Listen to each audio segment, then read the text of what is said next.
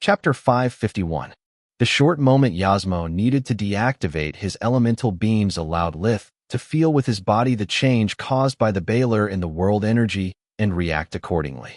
He took flight again and activated a second Stormnado, which sent Yasmo crashing against the wall. I stand corrected. This guy is less dangerous than a shaman's crystal. He can't deplete the world energy of a specific element, only alter its balance. I can still use all elements as long as I compensate for the disturbance. Lith thought. His enthusiasm was short-lived. Yasmo kicked the wall with all of his strength, turning into a living bullet. Lith managed to dodge and put some distance between them, but another barrage of beams aimed to his heart forced him to slow down enough for the Baylor to catch up with him. A fist the size of a bowling ball struck at his chest while he was in midair, crushing his ribs and squeezing the air out of his lungs as he was sent flying. This cannot be. Lith thought. Not even the idiot in dragon form hit me so hard. How is? He almost choked on his question when he noticed that the skinwalker armor was now of the same plain gray color it had before being imprinted with his mana. Yasmo caught up with him again, ready to strike, but Lith intercepted his fist with the gatekeeper's sword. The blade infused with darkness, fire, and air magic made short work of the Baylor's fingers until it hit the silver sphere and went dead. Without its enchantments, the gatekeeper couldn't resist the impact, and a cobweb of cracks spread from the point of impact to all of its surface. Lith had barely the time to store it inside his pocket dimension that Yasmo's right hand closed around Solus's arm protector. Fuck, I know that spell. That's clean slate. Lith thought. It was a Tier 4 Forge Master spell, which generated a combined pulse of light and darkness magic. It temporarily short-circuited the imprint on any magical item, making it useless. Lith had learned it after becoming a spellbreaker, but he had never bothered to convert it into true magic because of its harsh limitations. It required physical contact, hence it was useless in battle. Any enemy he could touch, Lith could kill. Death too would remove any imprint, and he could inflict it from distance. Clean Slate was also ineffective against booby traps and barriers. The two effects combined meant that any explosive device would blow up in his face, and that he couldn't use it to open shielded doors like those of Zalgrish's lab. The arm protector didn't budge, but Lith's shoulder wasn't so lucky. Yasmo dislocated it with the same ease as if he was breaking a twig and kept pulling. The pain was enough to make an adult man faint, but Lith had already shut down his receptors. A second flash from the silver sphere, and the arm protector went as limp as Lith's arm, allowing the Baylor to take it away. Impressive. I would have never thought there was something Zalgrish's magic couldn't steal. Lith replied by stopping his attempt to fly away. Air magic supported the Baylor's wings, making him faster than he ever could. While they were fighting in midair, Lith grabbed Yasmo's silver air with his good arm and struck at his nose with a knee. Blood and teeth scattered throughout the room as Lith used the energy that his Tier 4 spell, Vampiric Touch, stole from Yasmo to fix his injured arm. Lith followed up by extending his leg like a spring and kicking the Baylor's chin like a horse. Yasmo crashed against a library, but he never stopped smiling. It's over, human, he said, showing Lith his perfectly healed right hand and light wing. We can do this all day, and the result would be the same. You can fight, but you cannot win. Lith sneered, using the time the Baylor was wasting trying to crush his spirit to use invigoration and recover his strength. Foolish mortal. Through his white eye, Yasmo could check Lith's condition with the same accuracy as a diagnostic spell. He spread his 6 wings, sucking the world energy and returning to his peak condition. You only have 2 choices. Teach me the secret of awakening or die. Why do you think you're still alive? Because you're weak. Not for a lack of trying. Usually, Lith wouldn't speak to the Daily Madman, but by breaking his imprint on Solus, Yasmo had managed to accomplish something that many before him had attempted and failed to do. He had made Lith angry. Stop wasting my time with your yapping and give my artifact back to me. Yasmo laughed and pressed the protector against his right arm. The artifact grew in size until it fit like a glove. The Lich is a thief and a liar. He trapped you just like he trapped us. You had no chance to begin with. Soon Danka will be back. Soon my minions will revive. You couldn't defeat me even with all of your precious artifacts. What do you think you can do now that you've got nothing and are alone? No. Lith shook his head while emitting a strong, deep blue aura which infused him with all the elements. Not alone. As Lith bolted forward, Solas's arm protector shrunk again, using spirit magic to boost her own strength and crush Yasmoa's arm in the process. At the same time, she unleashed both her most powerful spells against her helpless enemy. Clean Slate could break any normal imprint, but not the bond between her and Lith. Only specific artifacts, like Nalir's box, were capable of such a feat, otherwise destroying cursed objects like the Black Star wouldn't have been so difficult. Solas had a will of her own, so she could restore Lith's imprint the moment his was jammed. Clean Slate was like getting slapped to her. It was painful, but far from enough to make her lose consciousness. Still, both Lith and her could feel their bond was being threatened, their minds slipping out of sync, even though for just a split second. It triggered the trauma Nalir had inflicted them when she had forcefully separated them. Solas injected her Tier 4 Death Zone and Tier 5 Spirit of Decay directly inside the Baylor's body to vent out her rage, spreading them like a disease that made her victim rot from the inside. Physical contact made darkness magic capable of achieving its maximum potential, even more so now that Solas had the inside of the arm protector turn into countless thorns that pierced Yasmoa's flesh until they cut his bones. The two darkness spells coursed through Yasmo, draining his vitality like he had been gutted and making him fall to his knees. He activated his black wing to stop, or at least weaken them, while his white eye mended the damage. It was bound to work since Solas's green mana core couldn't resist for long to the raw strength Yasmo possessed. As long as his light wing was undamaged, it would provide his white eye endless mana. When the infinite clashed with the finite, the outcome was written in stone. That was why Lith's first move was to pierce the white eye with his extended fingers while releasing electricity from his fingertips. Chapter 552. Even though their improvised trap had been a success, Lith lived it as a defeat. The enemy had forced Solas off his arm and stolen her from him. She had left of her own will, to prevent Lith's limb from being ripped off, and then planned the counterattack with him via their mind link. Lith appreciated the brilliance of their plan. It had created an opportunity and broken the slippery stalemate they had been stuck in, yet he didn't like it one bit. He had already spent one lifetime being robbed of everything and everyone he held dear. Lith wasn't willing to lose anything or anyone else. After losing Carl to a drunken driver, after almost losing Solas due to Nalir's scheming, Lith had sworn that as long as he drew breath, his destiny would be his own. Clean Slate had hurt Solas, and her pain was his pain. In Lith's eyes, Yasmo was Nalir back from the grave, attempting once again to take Solas away from him. Lith was happy the Baylor couldn't die, because it meant there was no end to the pain he could inflict him. Solas did her part, forcing Yasmo to focus on his rotting body and almost forget about Lith's existence. When he darted forward, the Baylor activated his other four eyes. Rat Pack emerged from the shadows on his blind side, spinning above his head the bundle of chains and envelopes that was his enchanted chainmail. The small undead threw it at Yasmoa's head and hitting him with a thud. The chains melted over his face while the burning letters set the Baylor's hair ablaze. The sudden distraction plus the close range made the elemental beam's trajectory telegraphed. Lith dodged them and struck at the white eye, pumping bolts of lighting inside of it so that they would strike the Baylor's brain and burn the surrounding tissues. Yasmo screamed in outrage as his light wing went dark. It works. I knew not even master so cruel to deceive Rat Pack. Chainmail really is Baylor's bane, he said as his coward's mantle made him ethereal again. Taking a cheap shot was one thing. Facing Yasmo was another. Without the eye to store the light element, the white wing was no better than a pigeon's. Now only the black wing's jamming effect remained. Solas pushed forward with the last of her energy and spread the dark energies to the creature's lungs.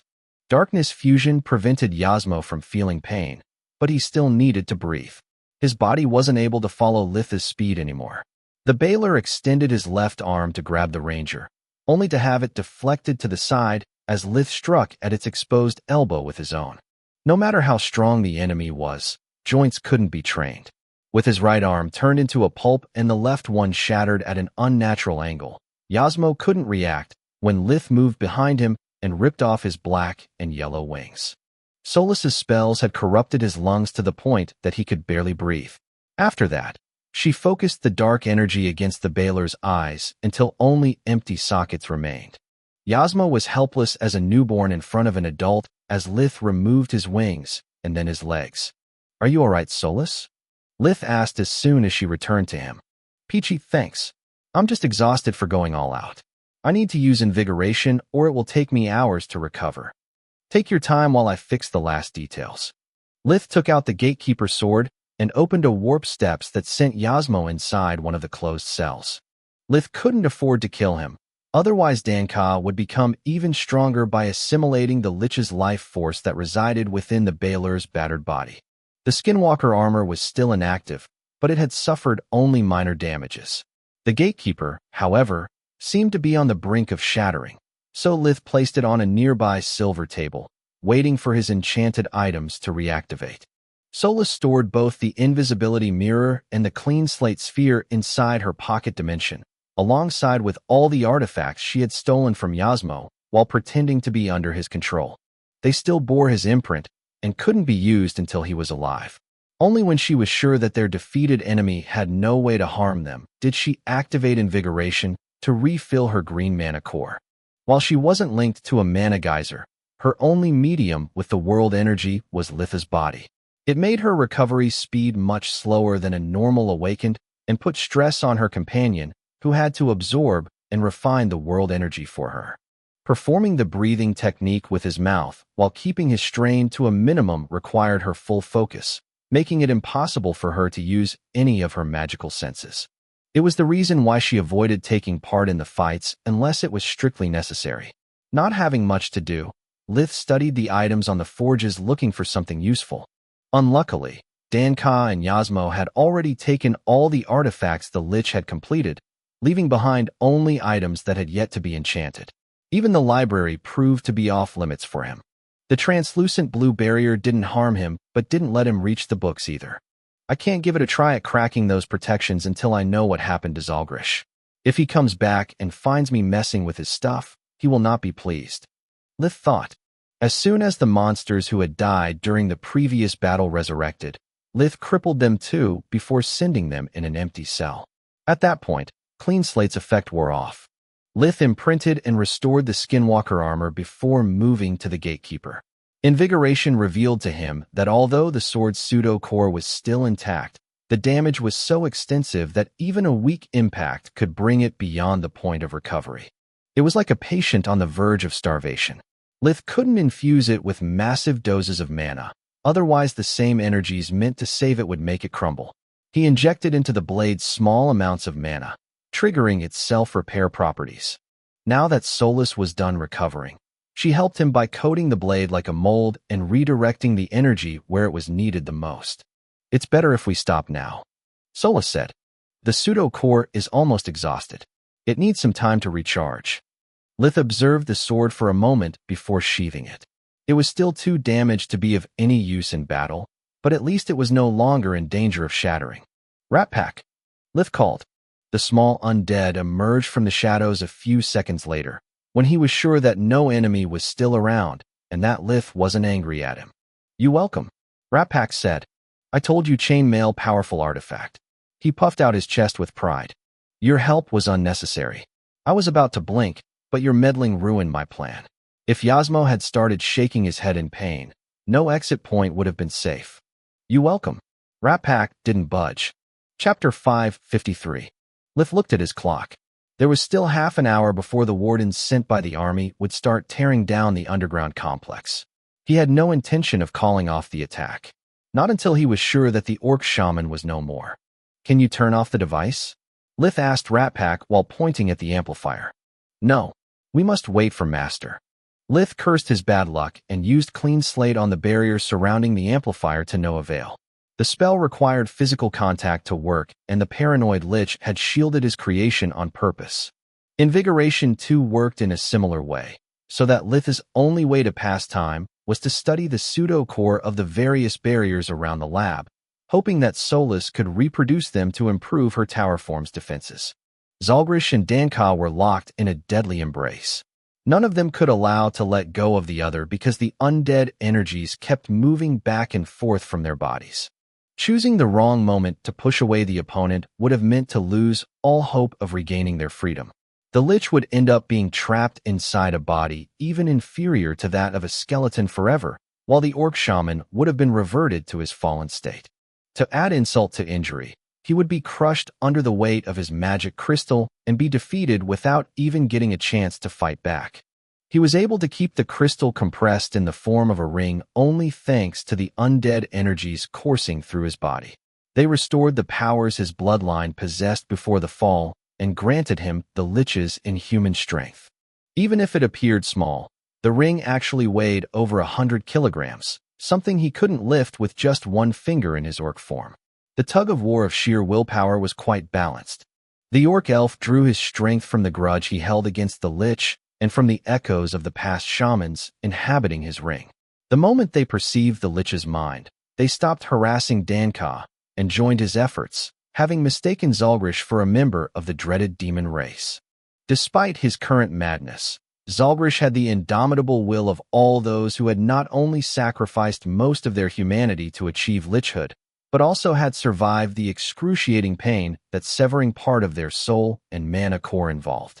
He had the home advantage as well, since it was his body that the undead energies were supposed to inhabit. Unfortunately, the long imprisonment the Lich had undergone and the support the magic crystal gave Danka were enough to even the field. I knew I should have never bestowed upon you such a huge crystal, you ungrateful dog. Without me, you would be no better than a wild beast, only worried about your survival. The Lich said, without you, I would still have my tribe and my dreams. You slaughtered them all for your experiments and enslaved me. Yours are no gifts, but curses. Danka rebuked. Zalgrish had warped them to the disciplining hall, where he had killed Danka over and over again to break him into submission. He hoped that both his words and the dreadful memories linked to such a place would give him an edge. Yet the orc elf didn't flinch. Contrary to Zalgrish's expectations, his maneuver backfired. Up until that moment, the Lich's will had been like a black fog, slowly engulfing everything on its path, whereas the orcs had been like a fire fueled by his hatred that consumed the darkness on its wake. Now the fire in Danka's mind became a focused jet stream of flames that pierced the black fog, forcing Zalgrish on his knees. Danka could feel the undead energies abandoning the Lich and submitting to their new master. You're finished, old man. You'll spend the rest of your eternal life as a slave in my mines. Danka cast the Tier 3 darkness spell Corrosion. It conjured a thin fog that consumed what little was left of Zalgrish's body to finish him off. Am I? Zalgrish replied with a smug voice. Using magic required focus that Danka had to withdraw from their battle of will, leaving himself exposed. The black fog which represented the Lich's dominance let the orc's fire pass, attacking it from the sides and the back. Danka lost control over the undead energy, as well as over his spell, which faded into nothingness. No matter the form you take, an idiot will always be an idiot. Zalgrish was now dressed in a luxurious golden mage robe. His face would have been mistaken for a human's if not for the red light of undeath burning in his eyes instead of pupils. To look like a skeleton, a rotting corpse, or exactly as they were on the moment of their death, it was just a matter of choice for a Lich. Rage by itself, it's useless. I knew that if I'd have you worked up enough, you'd do something stupid. Once you get an edge, you have to consolidate it, like this. Zalgrish was aware that it was only a matter of time before Danka recovered. He had only a few seconds left before they went back to a stalemate. So, instead of wasting focus casting a spell he couldn't control, he used it to grip the orc's finger strong enough to take off the ring and throw it away. Suddenly Danka was alone and much weaker.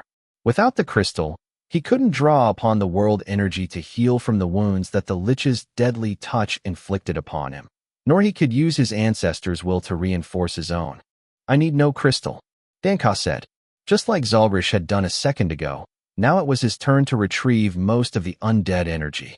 His rage burned stronger for having fallen for the Lich's trickery and allowed him to push the black fog back. A crown made of world energy materialized above his head, and his grip grew in strength to the point of cracking the Lich's fingers. Zalgrish inwardly cursed his bad luck. Apparently, what his unwilling assistant lacked in cunning, he made up with fury. Lith had just finished studying the pseudo-core of all the Lich's creations he could put his hands on when a warp steps opened right in the middle of the lab. The humanoid figure who stepped out of it was that of a tall man with pointy ears wearing a golden magician robe. The world energy accumulated inside his body formed a crown of pure mana above his head and made his skin shine like the god of light had descended among men. Danka defeated Master. Every undead for himself. Rat Pack had prudently remained near the door, and so had Lith. Yet while the small creature bolted away, Lith stood still with a warp steps at the ready. There was something odd in the orc shaman's energy signature. Zelda, it's so nice to see you defeated that treacherous Baylor. I was going to thank Rat Pack too, but that idiot ruined the moment. Again, the Lich sighed. Lith wasn't upset by Zalgrish not remembering his name right, not even once, as much as worried by the inexorable ticking of time. Chapter 554. Pointy ears, shining skin. Were you really an elf when you were alive? Lith asked. Less than 20 minutes remained before the army brought down the house. Yet while dealing with a deranged immortal, he needed tact and opportunity to break the bad news. That or a timely escape pretending to not know anything about what was happening. Lith had to play it by ear. What? Gods, no. It would make me a self-righteous jerk. This is just a side effect of draining so many pseudo-elves. It will fade in due time.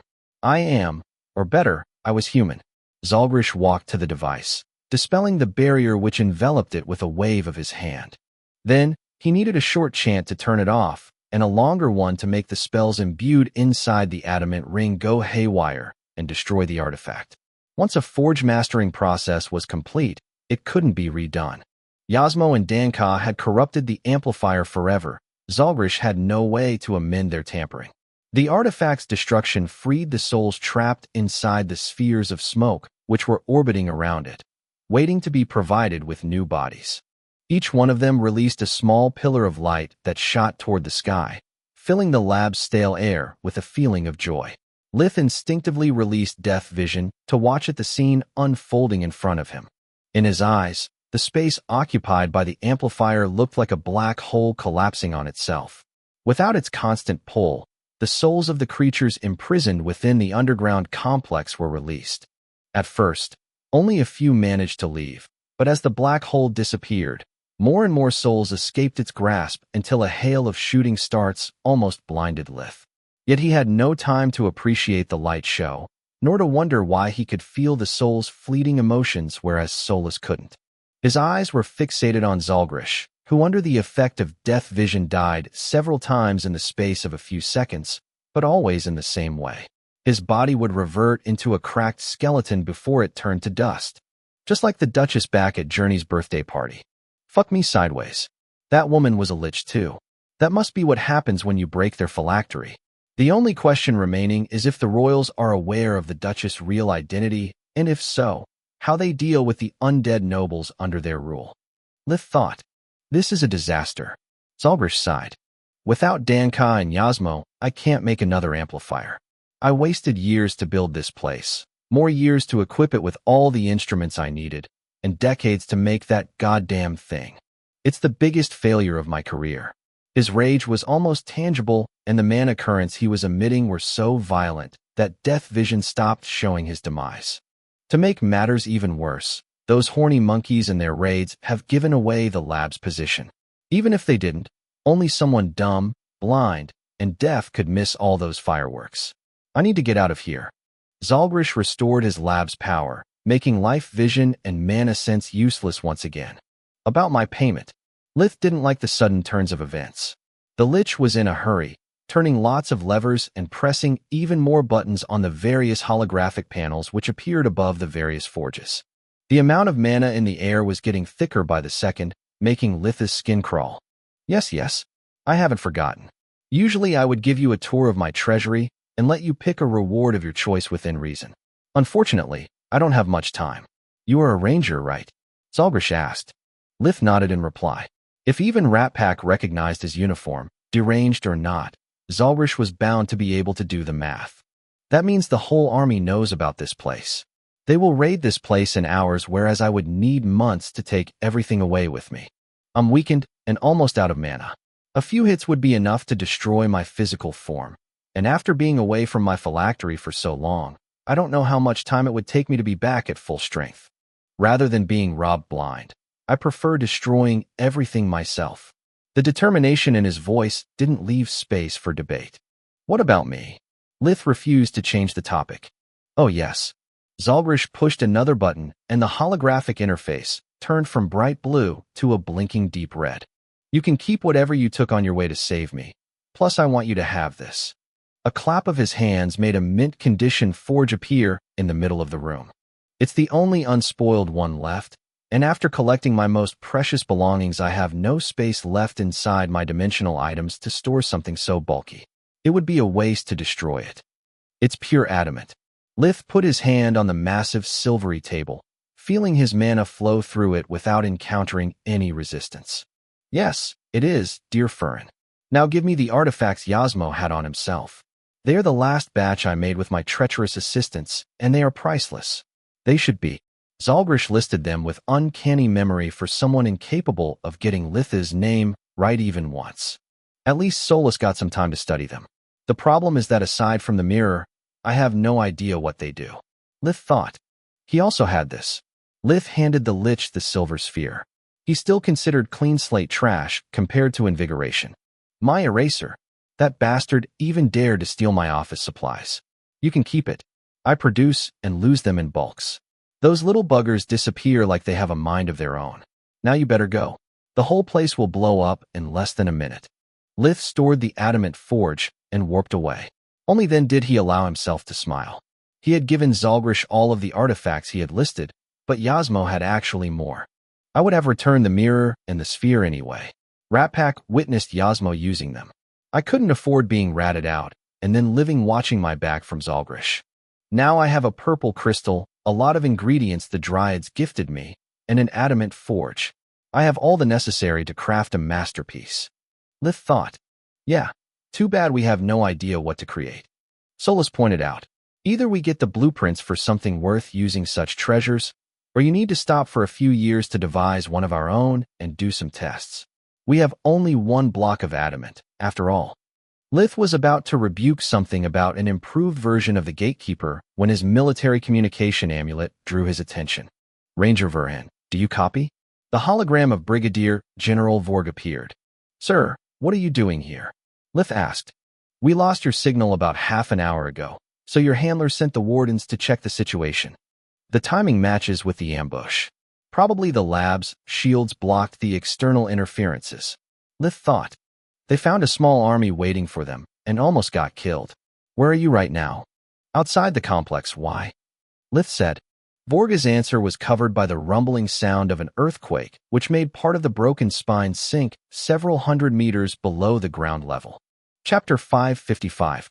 That was way less than a minute. It doesn't make sense. If Zalgrish wanted to kill me, he could have just tried to tamper with my warp. Lith thought. Good gods. I have been ordered to make the arrays collapse and kill all of the monsters inside. But not like this. Borg said. A whole ancient lab, centuries of knowledge. All lost forever. What the heck happened down there? I have no clue. Lith lied through his teeth. After defeating the leader of the Balers, I had no strength left to fight the Orc Shaman. Between his powerful purple crystal, his mutated minions, and their magical weaponry, I had no chance by myself. A shaman with a purple crystal? Borg said. Was he tampering with the arrays? I don't know. I was too busy saving my skin. All I know is that he was using his crystal to seize control of the facility. Lith replied. Damn it. Why didn't you tell us earlier? My spell and his meddling must have triggered a domino effect. Now there is nothing we can salvage. With all due respect, sir, I stated in my earlier report that there was a shaman. I didn't know about the crystal until I saw it with my own eyes, and as you said yourself, my amulet was blocked. Lith didn't like the allegations implied in the Brigadier General's voice. He was right, of course, but that didn't make them any more pleasant. You are really lucky, son. Had I not waited to hear from you before activating my array, you would have died along with the monsters.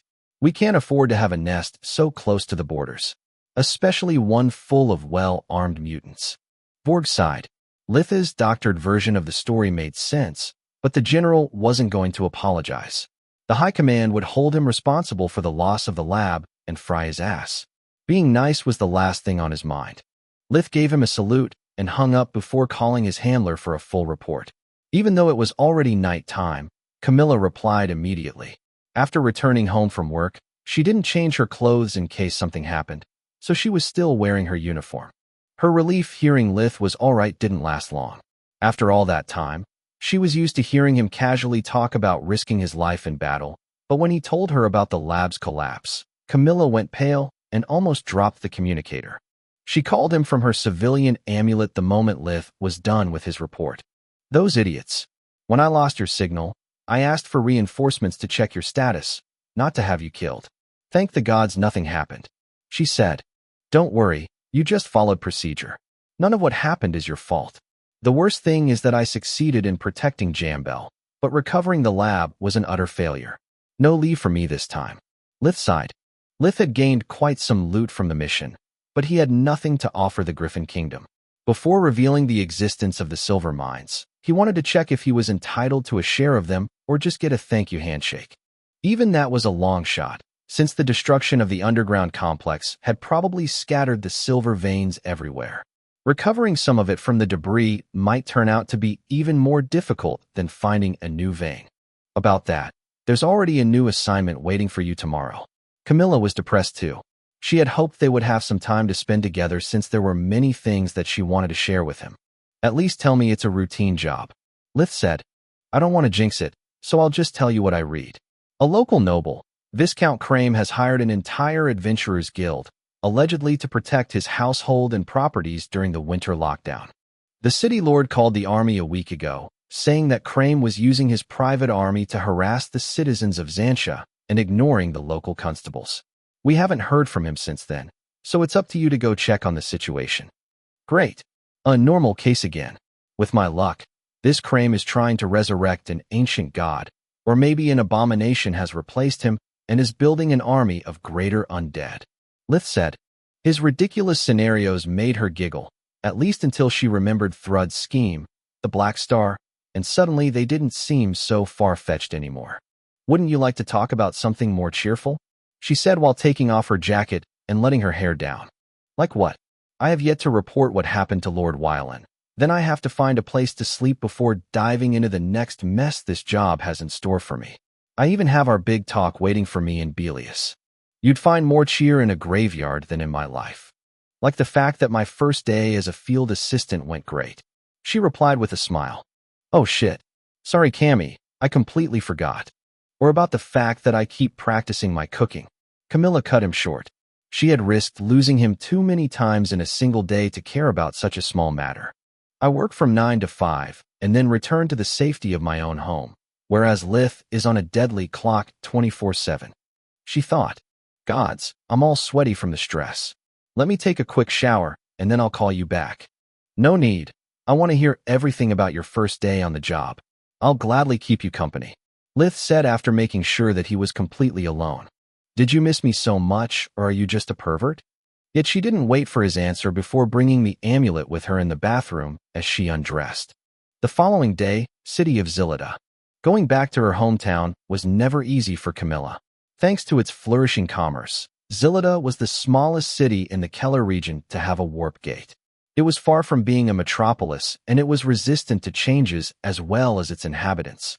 Camilla had many memories from the time she lived there, but none happy. She would return solely to visit her sister, Xenia, and it wasn't an easy feat. The two sisters loved each other, but Xenia's marriage crippled her more than her blindness ever could. Her husband, Falmug, forbade her any social relationship without his supervision. He considered Xenia a clumsy, useless thing. Her helplessness was cute in the bedchamber, or as long as she sat still, like the pretty flower she was. Falmug couldn't bear the thought of his wife bringing him shame with her disability, or even worse, pity. His business rivals had spread many rumors about why he had chosen a blind woman for wife, and each one was rude at best. Ever since Camilla had disowned her family, he had forbidden her from setting foot in his home. The two sisters could only meet during Xenia's birthday. On every other day, Camilla needed to bribe the house staff or wait for a letter from her sister to casually mention an event she would attend so that they could casually meet. This time, however, things were different. Chapter 556. Zinya's house was a two-story building in the middle rim of Zilita. Her husband came from a family of merchants that had been on the rise during the past decade. Camilla shivered at the thought it could have been her living there. To bind the Sarda and the Retta households by blood, her parents had offered the young Falmug his choice of their daughters to be his bride.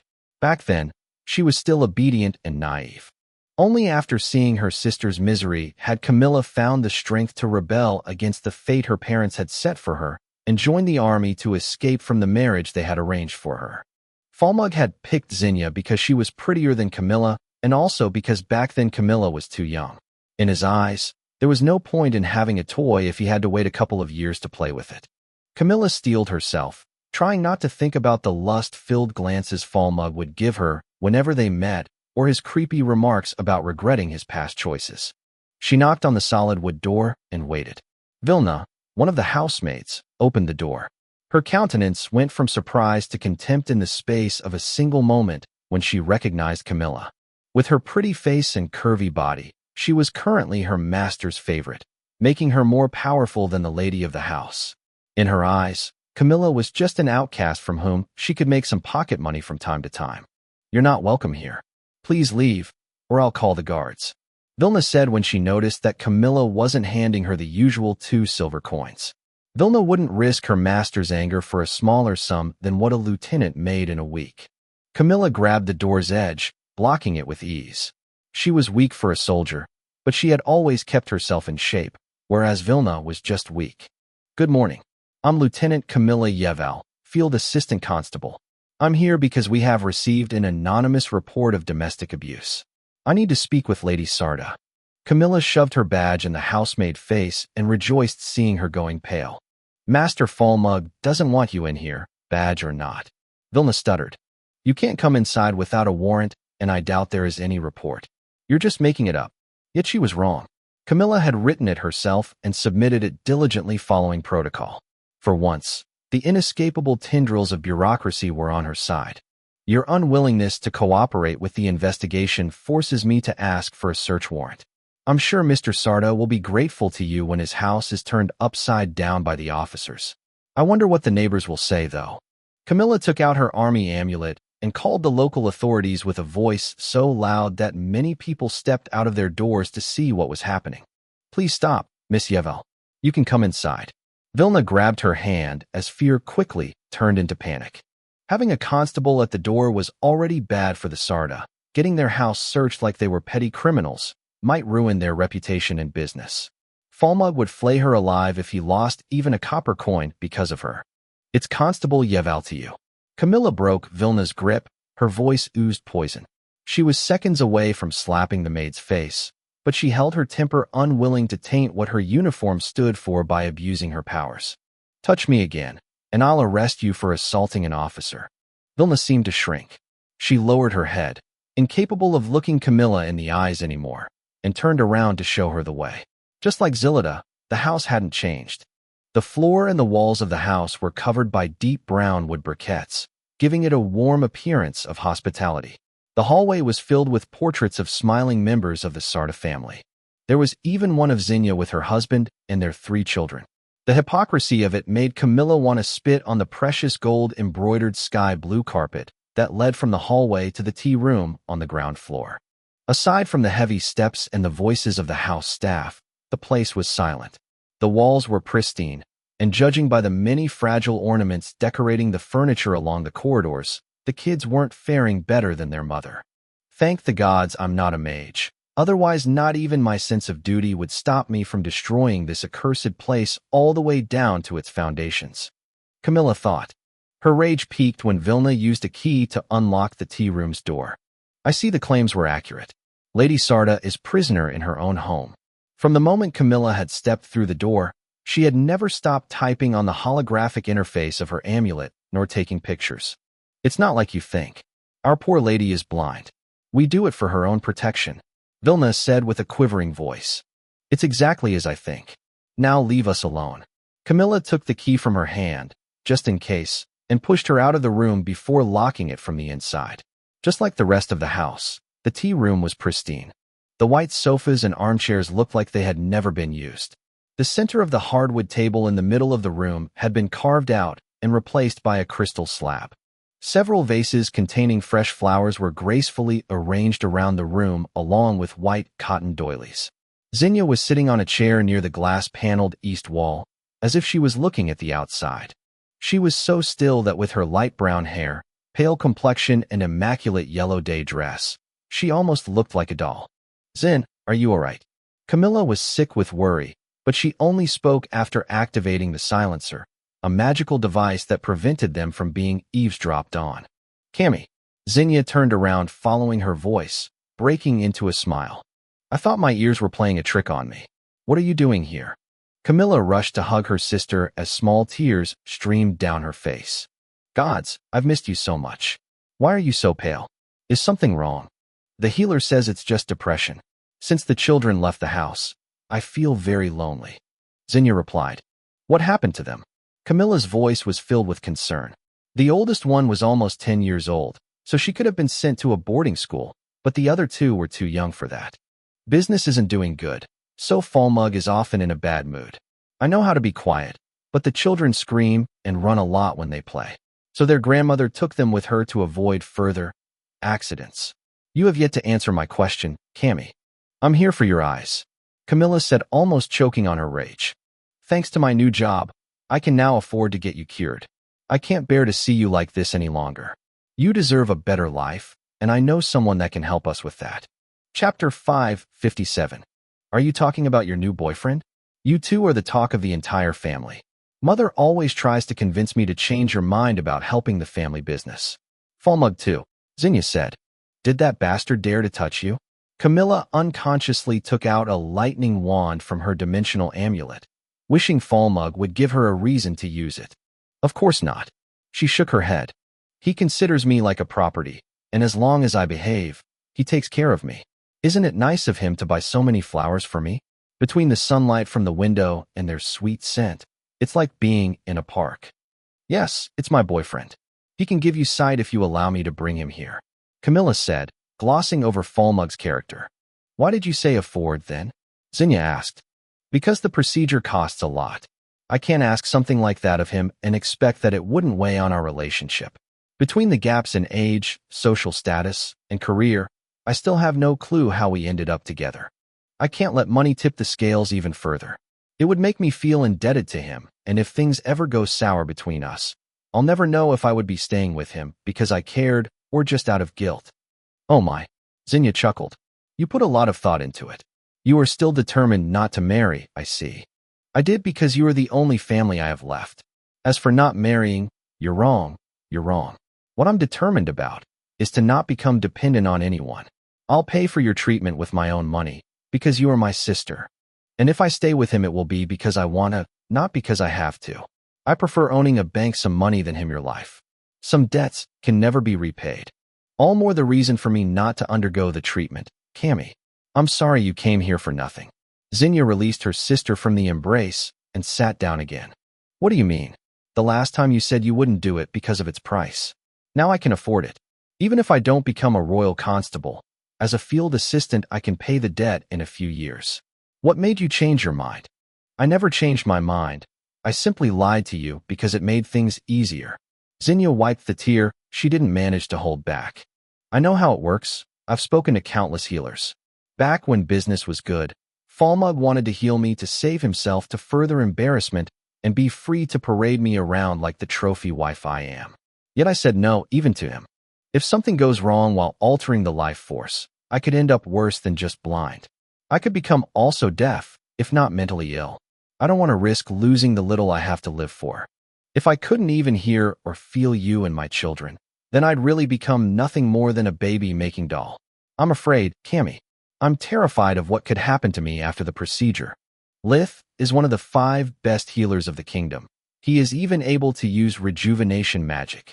The god of healing himself respects him, and believe me, that alone is an inhumane feat. Manohar doesn't even respect the royals." Camilla said. "Your condition gets cured every day by far less competent healers. There's no need to be afraid." "Quite the contrary." Xenia shook her head. If he succeeds, things will get worse anyway. My blindness is the reason why I can accept living this life. Without hope for a better future, Mugs is a decent husband. His constant cheating on me, how he treats the children, everything I can't see, I can pretend never happens. It makes this cage bearable. If I'm cured, I could never tolerate this situation. Then get cured and ask for a divorce. Camilla blurted out, obtaining only more denial in response. And where would I live? Our family would disown me like they did you. What would happen to my children? No constable would entrust them to a penniless mother. I have no house, no job, no skills. If you report the domestic abuse, you can get custody. You can all live with me in my house. Camilla said, What can I report? I'm blind. What I hear and think happened has no value in a court of justice, and the house staff would back Mug. Even if somehow I did get custody, how could I ask you to pay for everything on top of your debt? Cammy, face reality. Could you really afford to support 4 more people with just one income? According to the healers I've consulted, it would take me months just to be able to distinguish between colors, give a name to everything I see, or learn how to write and read. How could I ask you to burden yourself with all of those things on top of your debt? I'm already old, and you're not getting any younger. You'd lose any chance of making a life of your own. My life isn't good, Cammy, but there are a lot of people that have it worse. Let's drop this subject, please. Zinnia's voice was calm and composed like they were talking about someone else. Seeing her sister resign to live the rest of her life as a property rather than a person, realizing how useless all of her efforts and sacrifices to become a constable had been, Camilla Yeval felt as lost as the day she walked into the Army's recruitment center. Back then, she was a homeless orphan with nothing but her first name and the clothes she wore as her possessions. Over 10 years had passed, yet her helplessness hadn't changed. The same day, city of Jambel. What do you mean, failure? Baron Wylan couldn't believe his own ears, and neither could all the people he had assembled for the celebratory banquet he had organized in Litha's honor. You solved the problem with the monster nest in one day? 1,000 enemies gone from dawn to dusk. What could you possibly do better? The nest was actually an ancient lab. Lith tried to explain. The kingdom could have learned a lot from it. Maybe even have salvaged some of its master's wisdom. Lith kept a straight face, but he shuddered at the thought of Zalgrish's madness spreading. I call bullshit, the Baron said, causing all the noble ladies in attendance to gasp at his rudeness, his wife, to give him an evil eye rivaling that of a Baylor. It's easy talking big when you are the one who risked his neck to explore the place and find the creatures. I feel much safer knowing that no idiot mage can dig more trouble out of the broken spine. A mage's lab is as twisted as his mind. No offense, he said after realizing who he was speaking with. None taken, Lith replied. He would have really liked to avoid attending the banquet, but the Baron was a good man, and his report was worth much more than General Vorga's grievances. Chapter 558. I read about you, lad. You are an overachiever, the Baron said. In life, especially in marriage, you have to slack off from time to time, or your missus will set the bar higher and higher. Sometimes it's better to let people down, or they will start taking miracles for granted. As for me, I'm plenty satisfied with you solving the crisis without even one of my men dying or my city getting breached.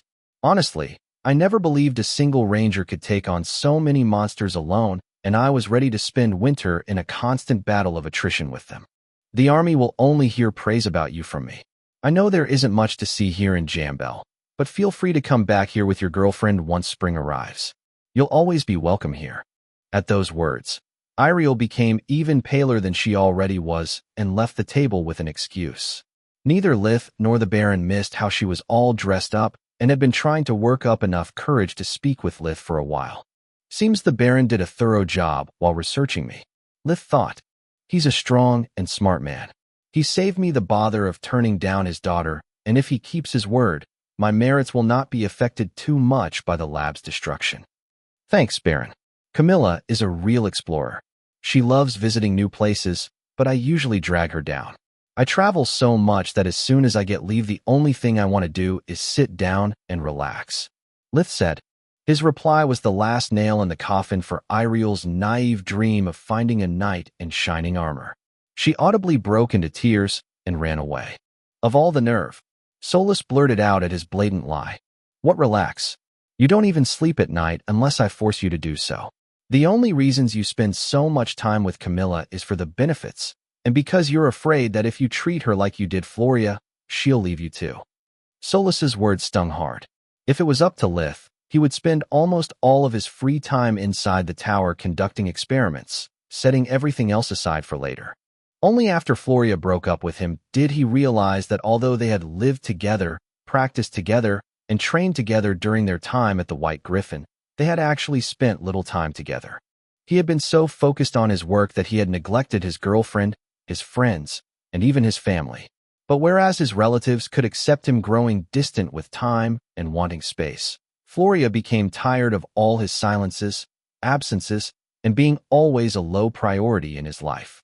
She had given up on the hope he would open up first, then on attempting to become a bigger part of his life, and finally on their relationship. I wonder how she put up with me for so long. Lith thought. You're right, Solas, but where would I be if I didn't work so hard? I've made sacrifices to build a better future for myself. Everything comes at a price, even happiness. You spent your first life loveless until you died alone. I'm not saying what you did was wrong, just that finding someone special is a small miracle. You should treasure such a person, instead of hoping to find another one once she gets tired of your antics. Solas thought. Lith mulled over her words all the way to Xantia, his next destination. He took into account the Baron's teaching, and after calculating that without Solas's tower warping ability, it would take a normal ranger a full day to cover such distance, he took the rest of the day to study his lute and restore Trouble's body. Lith had yet to attempt using higher necromancy, mostly because creating a sentient undead was almost like having a child. Even though greater undead were smart and matured fast, they would still start as clean slates, needing parenting and guidance. Otherwise, they would turn into mindless monsters and attempt to destroy their creator. Lith much preferred lesser undead. They were mindless, disposable, and maybe one day they could work as a temporary body for Solas. He had long since learned how to use necromantic energies to regenerate corpses. Too, the Clacker's Queen, and now Trouble were all fine additions to his collection. The Baylor's black eye turned out to be capable of absorbing darkness magic like a sponge. Even in death, a Baylor's eyes are great magical amplifiers for the corresponding element. Why the heck doesn't the army bestiary mention any of this? Lith thought. Maybe to prevent rangers from poaching. I wouldn't be surprised if your superiors asked you to give them the body. Even though they are monsters, Baylors spawn slowly. They are as rare as they are powerful. Solas pondered. Fuck. I wouldn't have shown it during my report if I knew it wasn't just a corpse. Then they wouldn't have taken you seriously. Without the threat of the lab becoming a Baylor's spawning ground, they would have not sent reinforcements, so when the lab exploded, you'd have been the fall guy instead of Vorg. Solas said, if you keep everything for yourself, sooner or later someone will get suspicious about your activities. We've gotten away with stealing the purple crystal already. If the army wants the corpse, give it to them. You can't always win. Lith sighed, recognizing the truth in Solas's words. Without the army, he would have never heard about Jamble's crisis. The adamant forge and the enchanted items he had acquired there were priceless treasures. Let's see what happens when I turn a Baylor into an undead. I never met a corpse capable of storing so much darkness magic. Lith said, what about resting? You haven't had a proper night's sleep in days. I've still got a lot of time.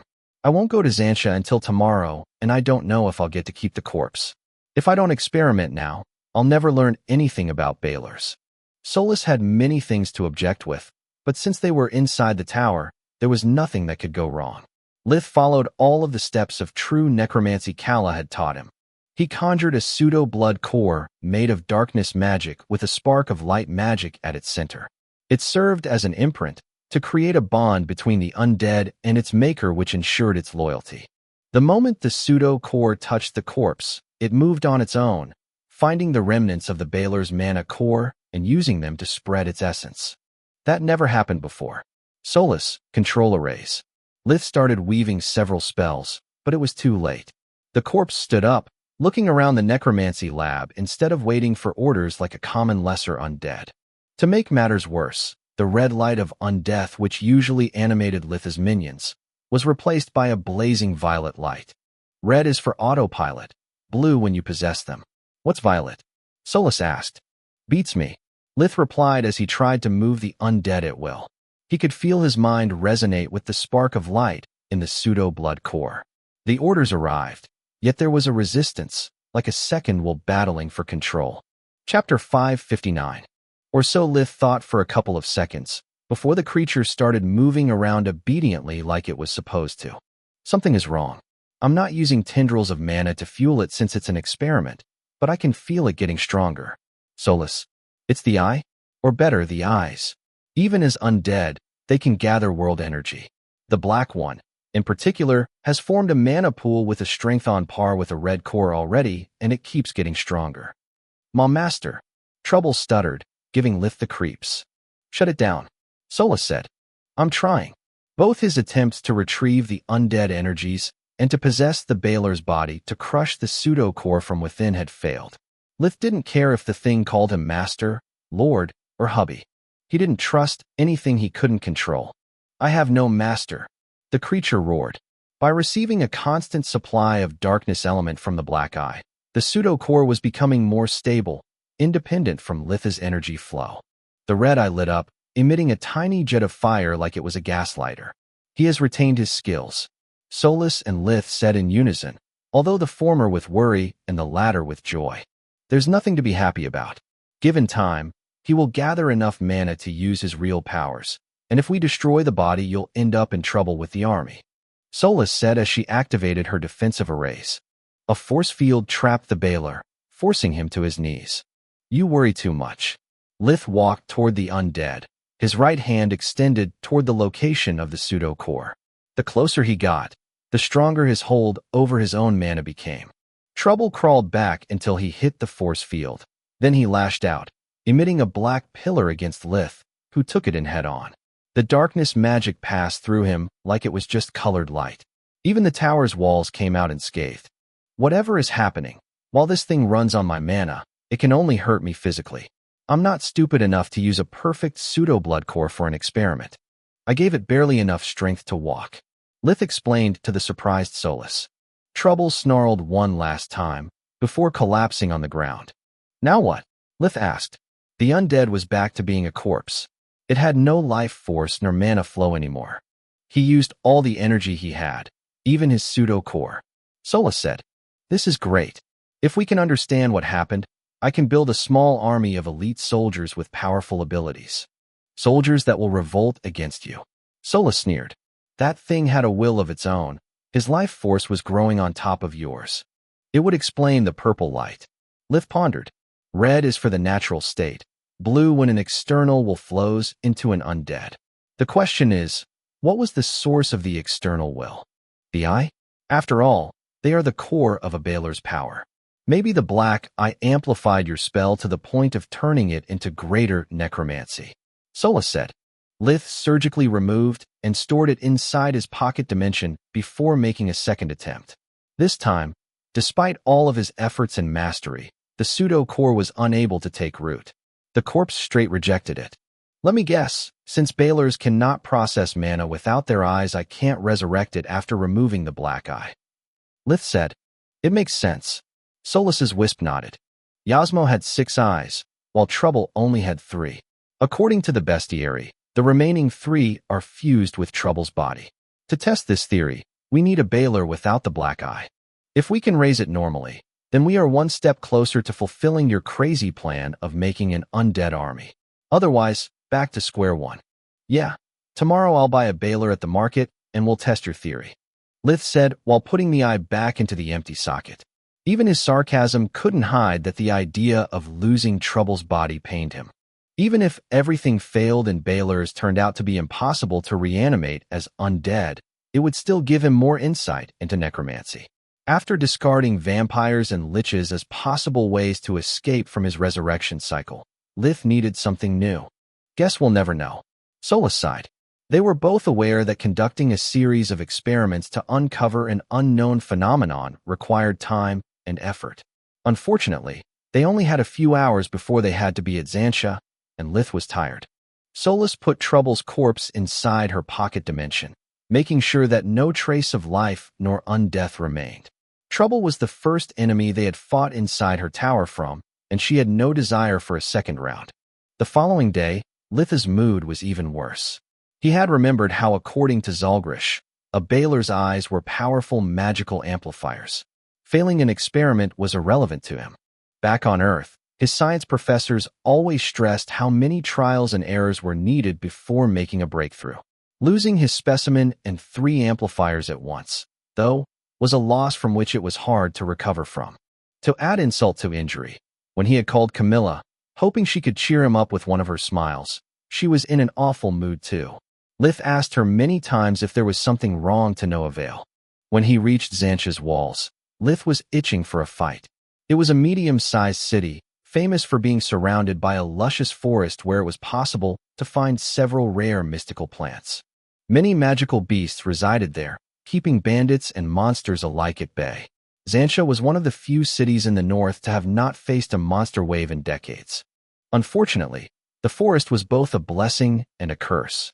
As long as they weren't provoked, magical beasts were peaceful, but the same couldn't be said for some aggressive species of plants that kept growing no matter how many times they were burnt, cut, or destroyed with magic. Even magical beasts were forced to avoid specific areas of the forest. Merchants had a hard time reaching and leaving Xantia in one piece, which created a vicious circle. As long as Xantia was cut out of the main trading routes, it would never get a warp gate. At the same time, without a warp gate, the city would never be added to the main trading routes. None of it was a problem for someone like Lith, who was capable of flight. When the guards at the main gate stopped him, he could already smell trouble. The man and the woman who donned the uniform of the local militia were clearly afraid, and not of him. "Let me pass," Lith said, showing them his golden badge. "I'm Ranger Lith Verhen, and I've been called by the city lord, Count Sester, to oversee a matter of public security." "We're very sorry to have wasted your time, Ranger Verhen," said the male guard, a man in his early 30s with blonde hair and gray eyes. "You are free to go. The Count has waived your protection since everything has already been resolved." The man handed him a piece of paper with the Count's seal. Litha's surprise only grew when his army amulet confirmed both the documents and the seal's authenticity. Chapter 560. Everything seems to be in order, but I can't follow such a command without hearing it directly from Lord Sester, Lith said while stepping forward. The 2 guards crossed their lances in front of him, but he didn't stop. "Even if the document is in order, I need to make sure it's not forged. Anyone could use the city lord's seal." Lith was now just a few millimeters from the blades. "The Count requested the army's help, and we've not been able to contact him ever since. Before I can leave, I must speak with him. Stand down and let me pass, because the moment your weapons touch my body, you'll be persecuted for treason against the crown." Litha's eyes flared up as he released a bit of killing intent. The mental pressure exerted by the mana filled with his violent emotions overwhelmed the guards, who turned pale but only took one step back. Lith was surprised by their obstinacy. Without proper training or a mana core strong enough, killing intent was more than enough to send normal people running for their lives. Their fear had to be deep-rooted to allow them to hold their ground. "Fine." A wave of Litha's hand generated 2 streams of lightning bolts which nailed the guards against the city walls. Their bodies trembled in seizure before falling unconscious onto the ground. 3 more guards rushed to the gate after hearing the screams. They were about to unsheath their weapons when they recognized the ranger uniform. "Arrest and detain those 2. I want to interrogate them later," Lith said. The shocked soldiers kept moving their eyes from Lith to their companions, never removing their hands from the hilt of their blades. Their lack of discipline annoyed Lith. He was used to being harassed by the inhabitants of small cities, but even there the local guards knew their place. "Where is your sergeant? I want to give him a piece of my mind about how he trains his soldiers," Lith said. "You just knocked him out, sir," replied one of the guards after snapping out of his reverie. "What happened?" Lith explained the reason of his coming and his need for meeting the Count Sester. "I understand, sir. I apologize on behalf of the sergeant. I can assure you he is a good man. It's just that these days we are all jumpy," the soldier replied. He was a young man in his early 20s, with light brown hair and blue eyes. "My name is Fergan Heckless. Nice to meet you, sir," he said while giving Lith a salute. The other 2 took care of the injured guards before cuffing and moved them to the nearest jail. "What reason could possibly lead your comrades to commit such blatant insubordination?" Fergan led Lith to the city lord's mansion while explaining to him the details about Xantia's recent events. Please, don't be too harsh on them. Their families are going through a tough time. Not only is this winter really harsh, but a lot of people are falling ill. Healers are powerless against the disease, and many of the relatives of its victims have joined a shady cult that claims to be able to treat any illness. Fergan said, Are you saying there is a plague here in Xantia? Not a plague. Fergan shook his head. Technically, it's not even a disease. Every person displays different symptoms, so we don't even know if they are all suffering from the same thing, and it never lasts long. The problem is that after some time people get sick again, like it never heals. We call it the Grievert. What about your healers? Lith found the story ridiculous. Illnesses and even poisons acted all the same. Someone poisoning several different people, each with a different substance, was as cruel as it was idiotic. They have confirmed it's not poisoning, but an affliction of the body. They can cure it, but it only makes things worse. Whenever the disease gets removed, it returns almost immediately stronger than before. Fergan replied, I can sympathize with them. One of my sisters has been ill for a long time, but that still doesn't explain your sergeant's odd behavior. I'm afraid it's because of the Church of the Six. Fergan sighed. Life in the North is harsh, so a lot of religions are born and die every year. They try to give people hope about the afterlife, but usually their absurd dogmas are just a cover to rob believers of their money. The Church of the Six is different for two reasons. First, they don't ask for donations for everything, and second, whatever they do, it works. Or so they say. Some of them get rich, others get healed, and stuff like that. People whose relatives got the griever became fanatics after word got out that the clerics can cure it for good. The bastards only treat the most loyal worshippers, though. I've traveled quite a lot, and have never heard about either the Church of the Six or the griever. Lith pondered. It's not a surprise. The church was founded only last year, and it would have already disappeared if not for the griever. Let me guess, your sergeant is a believer. Lith said, Yeah, a big one. He recently became a father, and there's nothing he wouldn't do to spare his son from all that suffering. His wife's hair is turning white from the fear. When did the griever appeared? Right after the winter lockdown started. The worst stuff always happens during that period. Bad luck loves company. Lith nodded and decided to let the sergeant off the hook. The man was already suffering enough. I doubt the griever is a real illness. Most likely his son is terminally ill. If I accuse him of treason, he will lose his job, his life, and the little time they have left together. Lith thought, Why don't you cure the baby? It shouldn't be difficult for you. Solus thought, I sympathize with him, but that doesn't mean I care for him or his son, especially after he pointed a blade at me. He made his choice when he preferred listening to a cleric rather than ask a healer for help. After another few questions about the situation of Xantia, they reached Count Cester's house. The city lord was a short man in his mid-50s, around 1.62 meters, 5 feet 4 inches, tall with white hair and thin mustaches.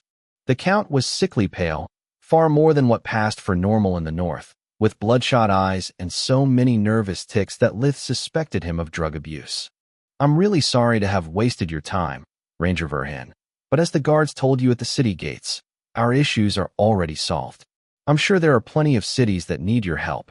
His voice was firm, yet it sounded old and tired, like he hadn't slept in days. Why you didn't just cancel your request?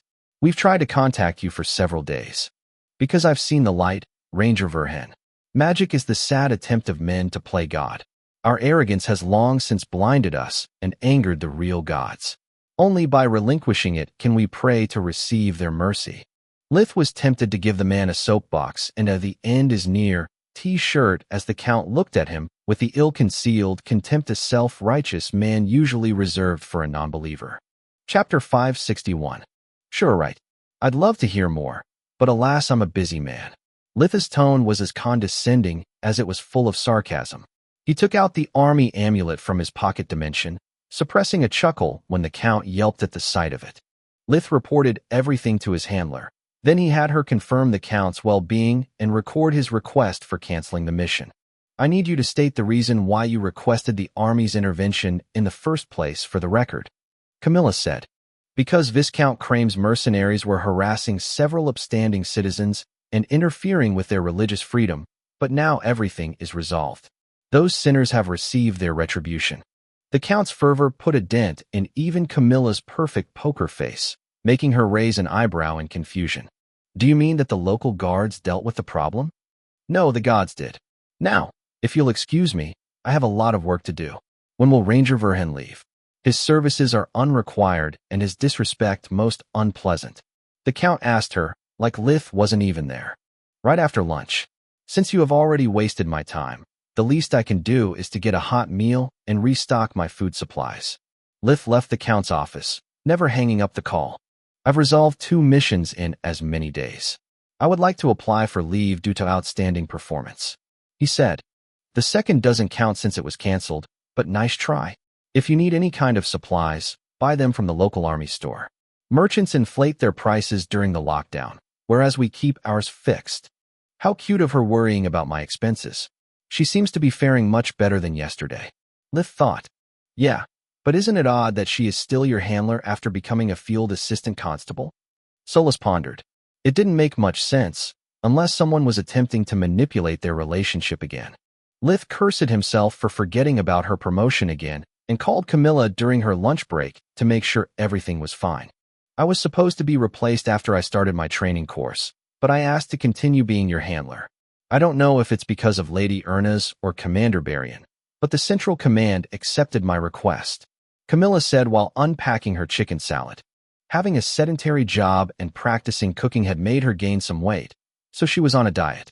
To make matters worse, Lith's training routine gave him his lean muscular build and made her self-conscious about her body. Is that why you looked so tired recently? I don't want you to overwork yourself. Starting a new job is already challenging enough. You don't need extra stress. Lith ordered a whole roasted chicken with gravy sauce and potatoes, almost making her drool. Don't worry, it's no big deal.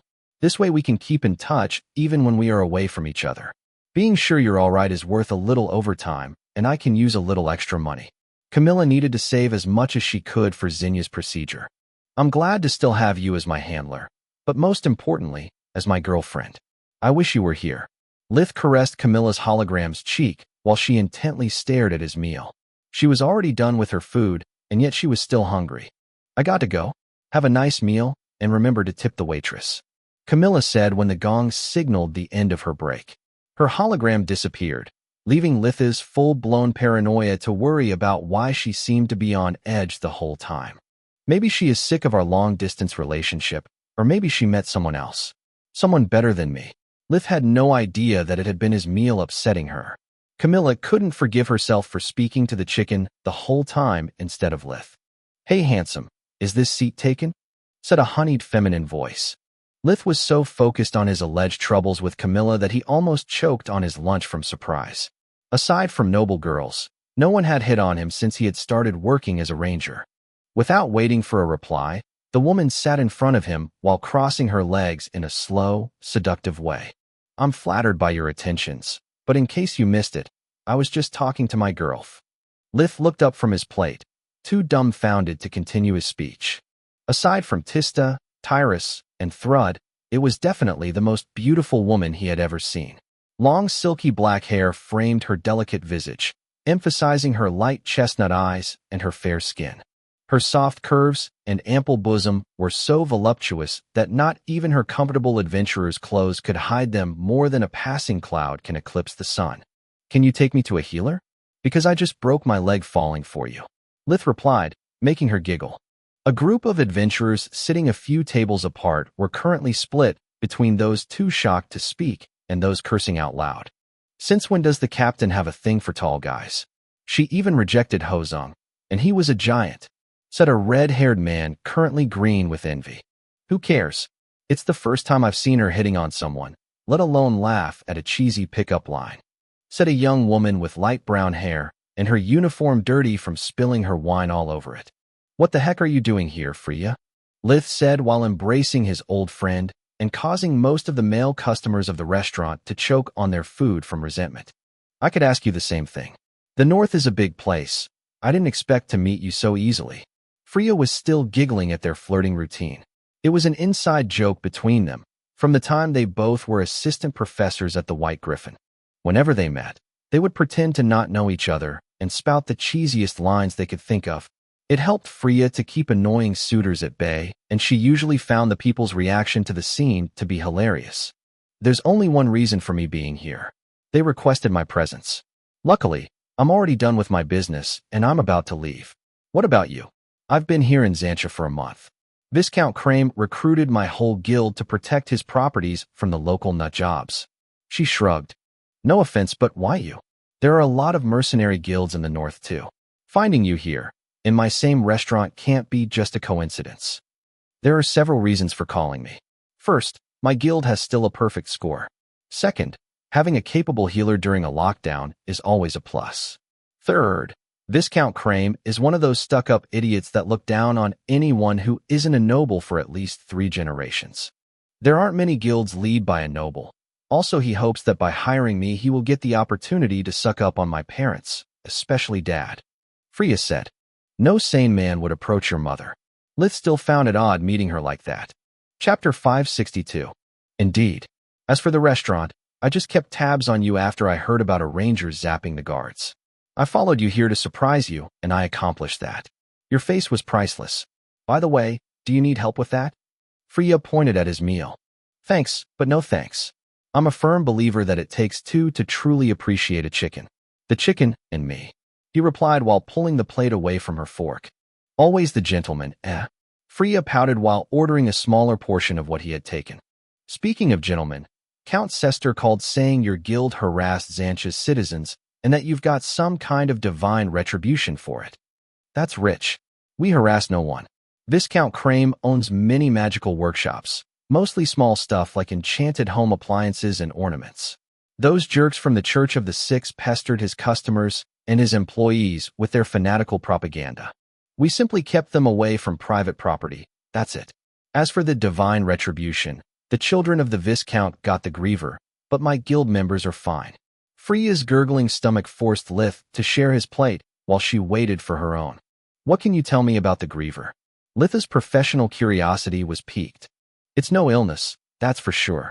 I suspect it's caused by something in the water, because all 3 of the Viscount's children presented weakened organs and random damage to the skin, but I never managed to identify what caused the phenomenon. Not even after it returned for the 3rd time. Since those noble idiots seems to be unable to follow even the simplest orders, I had to give them a detail 24/7. Playing babysitter means my men can't protect all of the shops anymore, but since we still get paid in full, I'm fine with that. I'm sorry to bother you, Captain, but are you not going to introduce us to your new friend? Said a young woman in her early 20s. She had a pixie cut and a round face. She could have been considered cute, if not for her thick muscular build and square jaw. Coupled with her fierce eyes, they gave her a cold demeanor, like a disgruntled drill sergeant ready to dish out a punishment. He's no friend, Wyra, Freya said with a suave voice, while taking Litha's hand and threading her fingers through his. We've decided to marry. At those words, several mugs of beer shattered on the floor as many members of Freya's guild either dropped them or made them fall by standing up abruptly in disbelief. Seeing their bewildered expressions, Freya burst out in laughter, shocking them even more.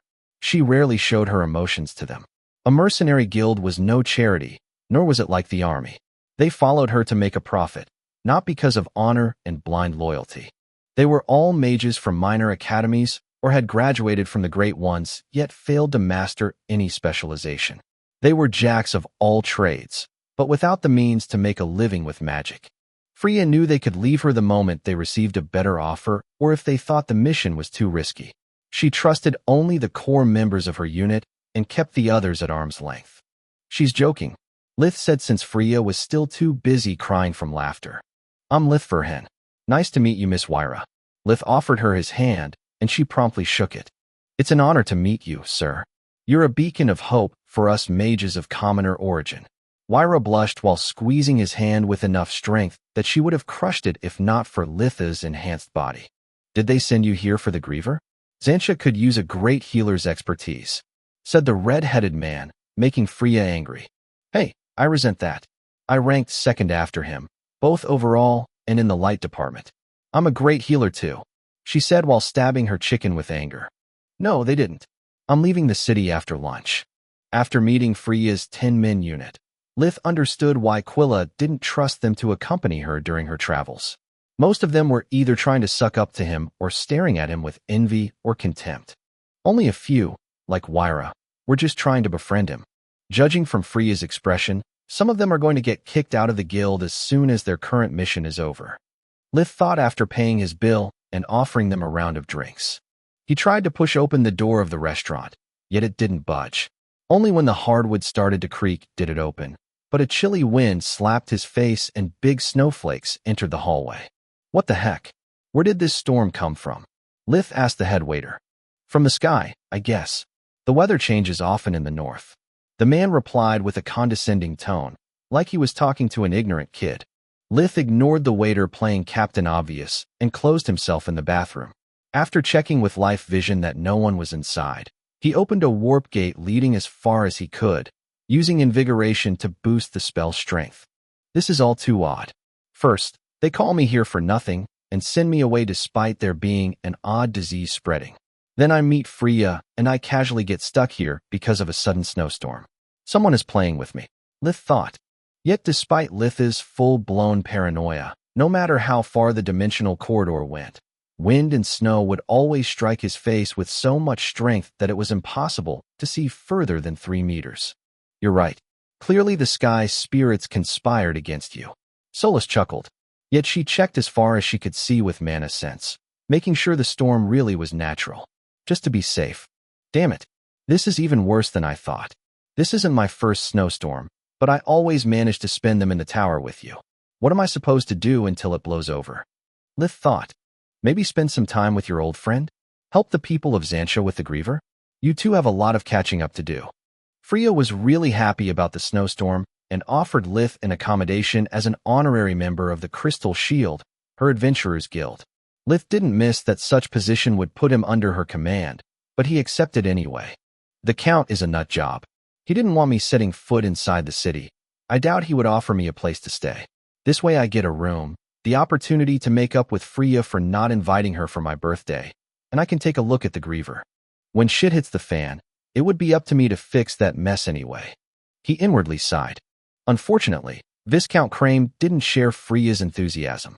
Another mouth to feed during winter is a burden, Lady Ernest. The Viscount said. He was a man in his late 40s, around 1.68 meters, 5 feet 6 inches, tall with thick black hair and a finely trimmed goatee. Chapter 563. Everything about his appearance spoke of order and control. He was wearing a perfectly ironed black suit that didn't show a single wrinkle despite having been used for half day. Not a single hair on his head was out of place. Every one of his movements was slow and calculated. His stern expression was reinforced by his gold-rimmed glasses, which made his calculative gaze look cruel rather than wise. Your guild is doing an excellent job. I don't see why I should welcome this man into my home. I'm sure there are plenty of free rooms in the city's hotels, and that he can afford to pay for his meals. Crane only spoke to Freya, ignoring everyone else. Wow, this guy is as stingy as you are. Solus thought. Both her and Lith were surprised at being treated like that. It was the second time in a single day that someone had looked down on him. Your lordship, Lord Verhen, is an excellent healer and the ranger in charge of the Keller region. I'm sure you realize that his presence can be of great help. The snowstorm could isolate the city, if not even your mansion, for days. Freya said. You are an excellent healer, Lady Ernest. Why would I need to? Besides, I doubt he can be of any use. No truly talented and sane man would ever work as a civil servant. It still has the word servant in it and proves a lack of ambition. What about my mother and my father, then? Freya hated to use her parents' names. The whole point of leading a mercenary guild was building her career outside of her family. Yet the sane part prevented her from using Manohar as a model. Please. The Viscount scoffed at her naive attempt of manipulation. Your mother chose a noble career that allows her to uphold and influence the law. She protects us from the scum of the earth. Your father's talent is bottomless. He is an archduke, a warrior, a forge master, and a leader of the Night Guard. This man, instead, took the job of a watchdog with no further career path. Rangers usually drop out of the army or drop dead. He's barely more than a vagrant with 100 masters, and as soon as the winter lockdown ends, I'll be one of them. Now please get out of my office. I have work to do. What a dick. I'm sorry, Lith. Freya said after they left the Viscount's office. Follow me. I'll show you your accommodations. Didn't he just say that I'm not welcome? Yeah, but he never said no either. I know the type. If I take you in as my guest, he'll never dare to complain to my face. You've changed a lot, you know? The old Lith would have glared at Crane until he pissed his pants. Freya looked at him with curiosity. That's unfair. If I killed every single noble that treated me rudely, I'd have been called the new bulkier for years by now. I don't care what Crane says. He's just an irrelevant road bump on my path. Lith replied. I wouldn't be so sure. He's using the events caused by the Church of the Six to get Count Cester removed and become the next city lord. He's likely to succeed if you ask me. What events? The Griever is not a plague, and a few nut jobs aren't enough to dispose of a loyal servant of the crown. You would be right, if Cester was competent. Ever since he joined the Church of the Six, those fanatics have harassed every mage of the city. They say that magic is an insult to the gods, and all that crap. Freya said. What? That's enough to outlaw such a religion. Harming mages is a serious crime. Why has no one contacted the army or the Mage Association about this? Because the city is split into two factions. One follows the church's dogmas and wants to kick mages out of the city. The other one is collecting evidence to get rid of their opponents and seize their properties. Neither faction wants to involve the army. It would ruin their plans. Freya said. Then why did the Count call me? Wasn't that shooting himself in the foot? Beats me. Maybe he really has gone mad. Freya shrugged as she opened the door of Litha's room. It was barely bigger than a storage room, with just enough space for a bed and a wardrobe. Sorry to give you the worst room, but it's all that's left. Don't worry, I've been in worse places. Lith lied. The only reason he had accepted staying there was to keep an eye on her. The situation in the city was too odd, and Lith had noticed how Freya was on edge while dealing with some of her guild members. Damn, I can't leave the city during a snowstorm. The army locates my position every time I make a report, and a single warp steps only crosses about 10 kilometers, 6.2 miles. I can reach a mana geyser with it, but for a normal mage it would be suicidal. Now that I have a better understanding of the situation, I might as well play ball. As soon as he was alone, Lith called his handler and explained everything to her. My assessment is that Count Cester is insane or being manipulated, while Viscount Crane is willing to exploit the chaos that will ensue as the conflicts escalate to further his political agenda. Lith said, Agreed. I'll contact my superiors and let you know their decision. Until then, investigate this Church of the Six and the Griever. If your friend is right about the means of contagion, then Xantia could be the rehearsal for something bigger. Gods, I'll never understand why people are willing to hurt those closest to them for the pettiest reasons. Camilla's voice was so sad that Lith understood she wasn't talking about Xantia, but rather about herself. He called her on her civilian amulet immediately after ending the call. He had recognized the hologram's background as her home, so there was no risk of interrupting her job with his paranoia. Kemi, are you all right? Lith said, noticing she was crying, which made him sick with worry. It's just a rough moment for me. Everything is fine. Those words made Lith shiver. In his experience, when a woman said those 3 words, they were usually a lie. No, it's not. Yesterday you were in a bad mood. Then you behaved oddly during lunch, and now this? Cammy, if you don't talk to me, I don't know what to do. He said. At the mention of lunch, she laughed amid the tears. I was perfectly normal at lunch, silly. I'm just on a diet and couldn't stand watching you eat while I starved. She chuckled. But you were right about the rest. I'm not fine. I went to visit my sister, and seeing her like that broke my heart. I don't know if I can save her anymore. I feel so helpless that it's driving me crazy. Lith didn't understand much from her rambling, but he let her talk and cry as long as she needed to. Seeing her breaking apart like that hurt him deeply. Camilla always smiled, and she always had a nice word for Lith, turning his perpetual frown upside down. He wanted to drop everything and run back to Belius just to embrace her. Is there anything I can do? It was all he could say when she was done talking. No, but thanks for the offer. I'll explain everything to you once you get back. I promise that the second time it will make sense. She chuckled. Thanks for listening to me. I feel much better now. Don't worry, you did nothing wrong. This time. She laughed harder, making him smile. Chapter 564. I'm going to kill that fucker. Lith's smile disappeared as soon as the call ended. He didn't understand everything, but based on what he knew about Zinya's situation, it wasn't hard to guess who the root of Camilla's problem was. Calm down. Making Camilla's sister a widow isn't bound to make her happy, especially if she finds out you are the culprit. She isn't as morally flexible as you are, and she isn't stupid. If what's-his-face dies, she'll understand the truth, and you'll lose her. Solus said, quenching his anger. Lith looked out of his window, noticing that the intensity of the snowstorm had decreased enough to allow him to move safely. Now that I have a mission, I can't ask Freya to go against the interests of her client. It would ruin her reputation. Lith warped outside and asked around for directions to reach the main temple of the Church of the Six. Sorting out its believers from regular people was quite easy. Rangers were known to be mages, so whenever he met the former, they would either shudder in fear or call him names, whereas the latter would warn him. "Be careful, son.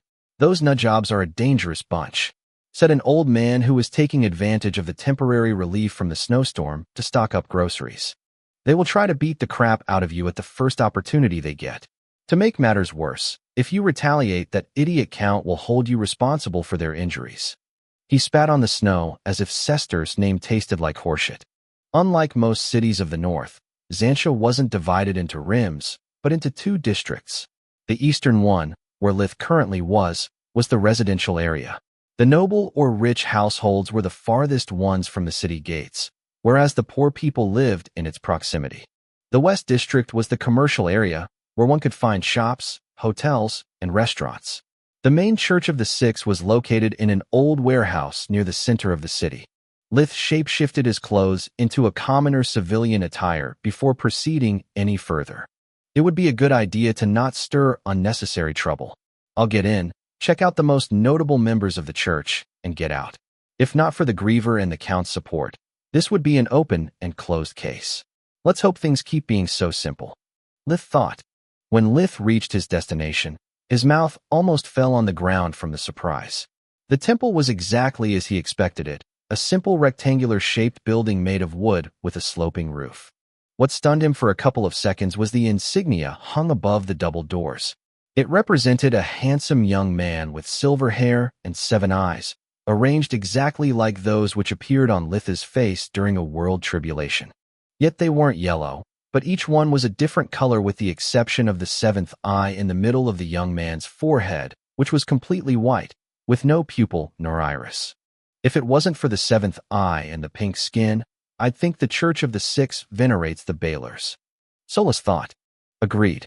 The question is, how do they know what an ancient Baler looks like? What does the 7th eye mean? Lith pondered. Despite the bad weather, a lot of people were entering the building. Lith waited outside, using life vision and mana sense to check on them. He soon noticed they could be sorted into 2 different kinds of people. Those who had a really weak mana core and looked really angry, and those who had a normal bright red or yellow one but looked to be in anguish. I can't feel any magical aura coming from the temple. It has no defenses nor arrays.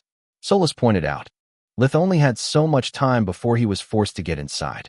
The snow had turned the city white, making any passerby stand out. The sloping roofs didn't offer any cover, while patrolling from the sky limited his field of vision due to the still ongoing storm. He didn't want to go inside before whatever ceremony or ritual they were about to perform started. He suspected they would use it to spread the Griever with magic, yet he couldn't afford to do small talk with the church's believers. If they see a new face, the ones behind the scheme might get spooked and just spout bullshit, wasting my time. I'm too easily recognizable as a stranger. It's better to wait for all eyes to be on the altar. It will be easier to go unnoticed. Lith thought while hiding behind a corner. From above, Solus's warning made Lith dodge to the side with a roll. Nothing was falling from the roof over his head but a piece of snow, yet he knew Solus wouldn't yell like that without a good reason. He was right. A split second later, 2 deep footprints appeared in the snow and a thud could be heard. Someone almost invisible had just landed. Lith could see the air in front of him slightly distorted, but it was otherwise unnoticeable. "You're better than I expected, Ranger Verhan," said a male voice, quickly closing into him. Lith activated life vision and took out the gatekeeper's sword from his pocket dimension, making it shrink to the size of a short sword to more easily maneuver it in the alley they were in. thanks to life vision, the distortion was now evident enough to see the human figure hiding behind it. Whoever this fucker is, he's not on par with Zalgrish. Lith struck forward with the gatekeeper, too fast and too close for the opponent to dodge his lunge. The moment their blades touched, a young man with blue eyes in his early 20s seemingly appeared out of thin air. He wore what seemed like black assassin garb, covering him from head to toe and leaving only his eyes exposed. He was wielding a couple of long daggers. One of them had just deflected the gatekeeper, while the other was aimed at Lith's heart. His first instinct was to grab it with his free hand, but his paranoia stopped him. Soulless analysis. He thought while taking a step back and a dagger out of his pocket dimension. Lith had no idea how to dual wield, but at least he could parry with it. Red core, normal weapons, and great life force. At least on par with Orion after you rejuvenated him, if not better. She replied. Something is off with his blades, though. I can see they are coated with something viscous but colorless. It can't be a simple poison. He knows I'm a ranger. Normal weapons can't even put a scratch on my uniform. He's hiding something. Lith thought as he kept being forced on the defensive. He had already infused himself with all the elements, but the enemy was incredibly fast. Plus, he had the poison and was better suited to fight in such confined space. Lith suspected that there was more than a trap waiting for him. He was careful, not leaving an opening that a second camouflaged enemy could exploit. To add insult to injury, the assassin had taken him by surprise, so Lith had no spells at the ready. He quickly jumped back, gaining the split second of respite he needed to blink behind the enemy and finish him off. Lith was flabbergasted when the enemy turned around, deflecting the gatekeeper with inhuman speed as his second dagger, positioned exactly in front of Lith's exit point, skewered him using his own momentum. Chapter 565. I spy with my little eye someone who's going to die. The assassin laughed merrily as he exploited Lith's shock to push away the gatekeeper and struck at his neck to finish him off. The first dagger had pierced Lith's chest, but thanks to his reflexes, which had allowed him to stop at the last second, and to the skinwalker armor, it didn't go deep. Lith knew that a normal weapon couldn't cut his skin, let alone his armor, which meant that they were anything but normal. No one can move that fast. How did he predict my exit point? Lith thought. His mind spun at top gear as he used the dagger in his left hand to defend himself while he stepped back. The blade in his chest only needed one more push to pierce his heart, and Lith had no desire to test if he still needed it to survive. The assassin wasn't willing to let him go, but keeping his arm so close to the opponent left it exposed. He was forced to retreat to avoid losing his wrist to the gatekeeper, but he left behind a gruesome present. He dodged Lith's slash while twisting and pulling the dagger away. The movement ripped the flesh apart and turned the already deep wound into a gaping hole. Life fusion started to heal the damage the moment it was inflicted, yet it only made things worse for Lith. As Solus had predicted, the assassin's blades were coated with some kind of venom that the light element boosting Lith's body was now quickly spreading through his blood system. Fuck. I can't use darkness fusion to cut my pain receptors this time. Otherwise, I won't be able to notice the venom's effects until it's too late, and it cripples me. I need to focus light fusion on flushing it out of my body. Lith thought. I was wrong. You're such a disappointment, mate. So much for Trias Killer and the destroyer of the Black Star. The assassin sneered as he relentlessly attacked Lith with inhuman speed and surgical precision, not giving him any time to think. The wound on his chest burned as if someone had stabbed him with a burning spear and was twisting it inside his flesh. The venom coursing through Lith's veins made his heartbeats hurt like his blood had turned into sand, and now it was scraping at every fiber it met on its wake. With every heartbeat, the venom spread further. With every breath Lith took, his brain went on fire, blurring his vision. This is no normal venom. I'm analyzing it with invigoration, and it's magical in nature. What the actual fuck is going on? Solus was desperate. Her words fell on deaf ears, and she knew it. Lith was too focused on survival to listen to her advice, and she was too shocked from mana sense failing her in such an obnoxious manner to think properly.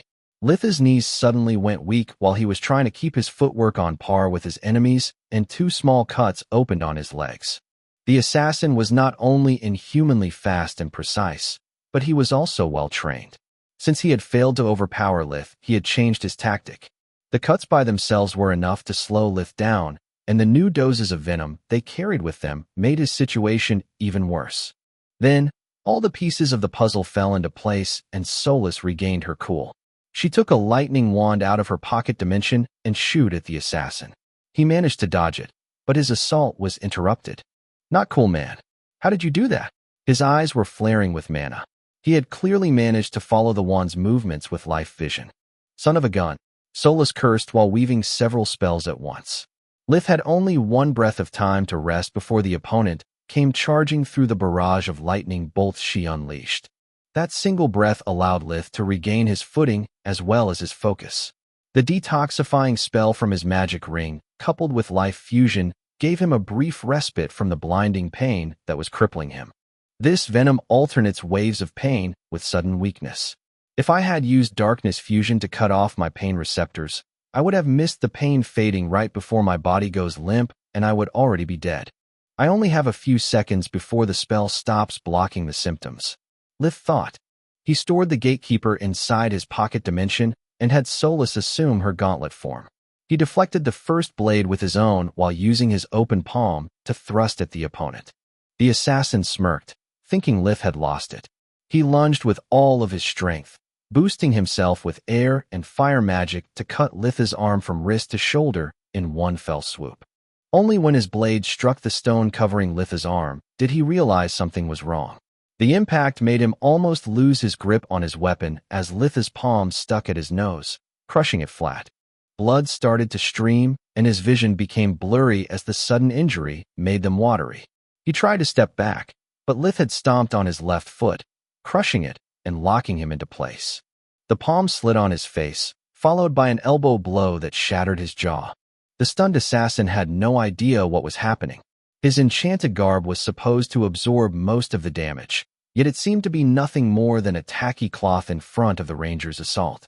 Solus had simply taken out Zalgrish's eraser from her pocket dimension at the exact timing of the impact, shutting down the magical protections. Also, by cutting off his pain receptors, the assassin had missed both the pain and the stomp. Now his foot was stuck under Lith's, making it impossible for him to get away. At that distance, his weapons were useless, whereas Solus's gauntlet reached its apex. Whenever the thin blade struck the thick stone, the impact made his hands go numb. They couldn't cut, nor express the full strength of their wielder, whereas the stone gauntlet was fast and hit like a hammer. The assassin ducked under the claws aimed at his face, but they still managed to make a small cut on his forehead. After his breathing, the assassin also had his vision impaired from the blood trickling in his eyes. He activated life fusion to stop the bleeding, only to suddenly feel that something was wrong. Solus had coated her claws with Balkir's venom to return him the favor. It was a special substance devised by the god of death, which directly attacked its victim's mana core. The assassin felt no pain, yet he noticed his fusion magic getting weaker, making the difference in physical prowess between them grow even wider. He activated one of his magical rings to turn the ranger into a popsicle, but at that distance Lith had the time to react at his weak mana flow by grabbing and crushing his hand so that the twisted finger threw the spell in a random direction, making it useless. The assassin lost one of his daggers, which Solus promptly stored away, and tried to use the remaining one to stab Lith in the neck. Lith reacted by deflecting the blade with his stone-covered arm, while the dagger in his left hand pierced the assassin's right side and cut him open until his ribcage stopped it. Chapter 566. The tables had been turned, but both Lith and Solus knew it didn't mean much against a fellow awakened one, whoever the assassin was. He only needed to use invigoration to go back to his peak condition and get rid of the venom, but luckily the same applied to Lith. Behind you, Solus yelled as a new enemy blinked at their back. Lith turned around as fast as he could, noticing that the newcomer was swinging a curved blade at him. He was a young-looking man, barely in his 20s. He had light brown skin and several tattoos on his face. He reminded Lith of the man who had fused with the Black Star to prevent its destruction. Unlike the assassin, he wasn't wearing any cloaking device, so his body shone like a light bulb to mana sense. Bright cyan mana core, infused with all the elements, and everything he wears is enchanted. Solus said without waiting for Lith to ask. He could see the weapon's trajectory, but unfortunately, his body couldn't keep up with it. Lith was still bleeding profusely from his chest, and the venom was still ravaging his body. The best he could do was intercepting the scimitar with his arm protector. The enemy was fresh and charging with all of his weight and fusion magic, whereas Lith was running on fumes. The curved blade pushed Lith's arm down and opened a deep cut from his left shoulder to his right hip. The assassin's venom coupled with the blood loss made Lith fall to his knees as the new enemy spun on himself to decapitate him with a horizontal slash. The blade hit only air as Lith was suddenly swallowed into the ground. Solas could use only a few powerful spells before running out of mana, so she had to pick them carefully. The first one she had weaved was a warp steps leading back to Lith's room. She placed it under his feet, turning gravity into their ally. Had she chosen to heal such deep wounds, the spell would have drained what little stamina Lith had left, while countering the venom would have required for her to not take part in the fight. Lying on the floor of his room, Lith gasped as blood kept gushing from his wounds, forming a small pool under him. Breathing was becoming harder by the second. He shut off his pain receptors to gain enough focus to be able to use his breathing technique. Invigoration healed his wounds almost instantly, yet the venom proved to be harder to deal with. It had caused extensive damage that couldn't be treated without first cleansing the toxin. Whatever it was, its maker had infused it with darkness magic, making it capable of rotting its victim's body and using the light magic used against it to empower itself. That was awfully close. That assassin knew who I was, and that I'm an awakened. The venom, the cloaking of his mana core and of his equipment, everything was made to counter how an awakened usually fights. Lith thought. It took him only a few seconds to get rid of the toxin, yet the process seemed to last hours to him. He kept looking around his room, waiting for his enemies to open a warp steps and finish him before he could recover. Right after Solas had brought Lith to safety, the youth with the scimitar was giving his all to save his comrade's life. "Wake up, Kieran. You know I suck at healing." He was mostly talking to himself since Kieran was unconscious. Being gutted like a fish with most of his organs damaged was already bad. Balkier's venom eroding his body and turning his mana core gray only made things harder for the second awakened. He was forced to gamble what would kill his friend first, if the bleeding or the never-seen-before toxin. He could only treat one at the time with invigoration, at least on someone else.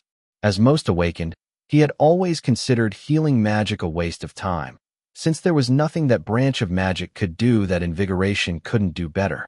Duraniel decided to bet on the awakened's iron body and removed the venom first. As soon as Balkier's toxin was cleansed, light fusion started working again, making Duraniel work much easier. "What the fuck were you thinking, man?" he said as soon as the assassin regained consciousness. "Your stunt might have compromised the whole plan. Besides, we came here to see if the guy is as strong as that old bat Ragu says, not to kill him." "Talk for yourself," Kieran said while using invigoration to return to his peak condition. "I'm sick of hiding like a thief. Tired of my master always reminding me of being careful of fake mages, undead, guardians, and all of that crap. Damn, we trained for over 15 years, spitting blood every single day, and yet they always treat us like kids. I want to prove to that old fossil that there's nothing we awakened cannot face." "Yeah, right. Remind me again, who saved your sorry ass?" Duraniel sneered. "That's different. The fucker took me by surprise." "Right. Your ambush took you by surprise. It totally makes sense and doesn't sound like a pathetic excuse only a 10-year-old would use." Duraniel was already regretting having saved Kieran's life. Only when both Lith and Solas were back to their full strength did Lith allow himself to relax. "If they didn't barge in here already, it means they have no idea where I am. Who were those guys, and what's the beef they have with me?" Lith thought. The assassin mentioned the Black Star and someone named Trias. Maybe they are friends with the awakened from the Blood Desert you killed a few months ago. Solas said. "Unlikely." There was only spite in his voice, not rage. "My guess is that he had to be quite young. Aside from his carefully planned attack, everything he did and said seemed like a teenager during a measuring contest. Like he had to prove something. The real question is if he attacked me because I was near the Church of the Six or for a completely unrelated reason." Lith's paranoia could easily trace a connection between two awakened, a new religion, the Griever, and even with J.F. Kennedy's death. Whatever the answer is, maybe it's better to ask for his help. She's bound to know something about the Church of the Six, and awakened cannot show themselves to the public. Together you can take both of those guys out. Solus said, unless they decide to go all out despite the presence of witnesses, or there's more than two of them. Anyway, I've lost my opportunity for today's ritual, so second-hand information is better than nothing. Lith thought, while watching the storm intensify again. For a second, he considered the possibility of the awakened assassin using the venom to cause the griever, but he discarded it immediately. It's made to kill, not to incapacitate. Also, someone as skilled as Freya would have detected and extracted it. Unless someone baited me in this house, meeting Freya might actually be a blessing in disguise. I can use her guild to collect the information I need, and maybe even get access to some victims of the griever. If really there is a link between those two awakened and the illness, by understanding how it works I can guess what their endgame is. Lith used accumulation to refine his core while waiting for dinner. Without his tower, and with the storm raging outside, there wasn't much he could do. A couple of hours later, someone knocked on his door. Chapter 567. Hey Lith, mind giving me a hand before we go get our dinner? Freya asked. No problem. What's the matter? Lith stood up, feeling a little lightheaded. Are you alright? You are way paler than when we met earlier.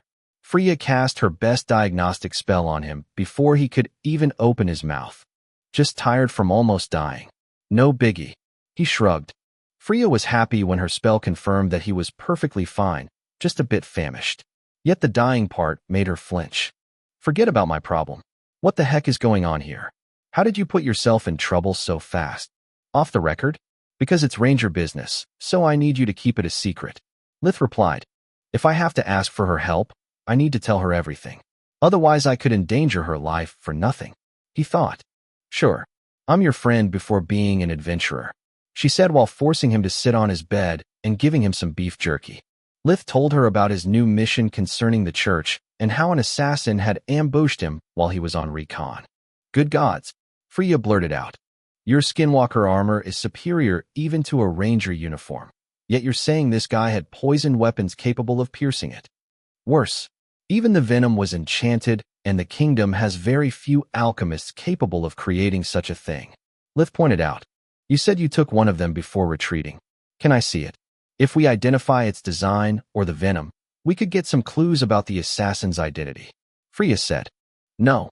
If I take it out from my dimensional item, I risk them learning my position. Tracking spells are common for precious weapons, not to mention the possibility of a self-destruct spell. Assassins aren't supposed to leave clues behind. Lith shook his head while munching. True. How many people knew you are in Xantia? I mean, you arrived just a few hours ago, and now there's a snowstorm. How the heck did the assassin make it here in time? Good point.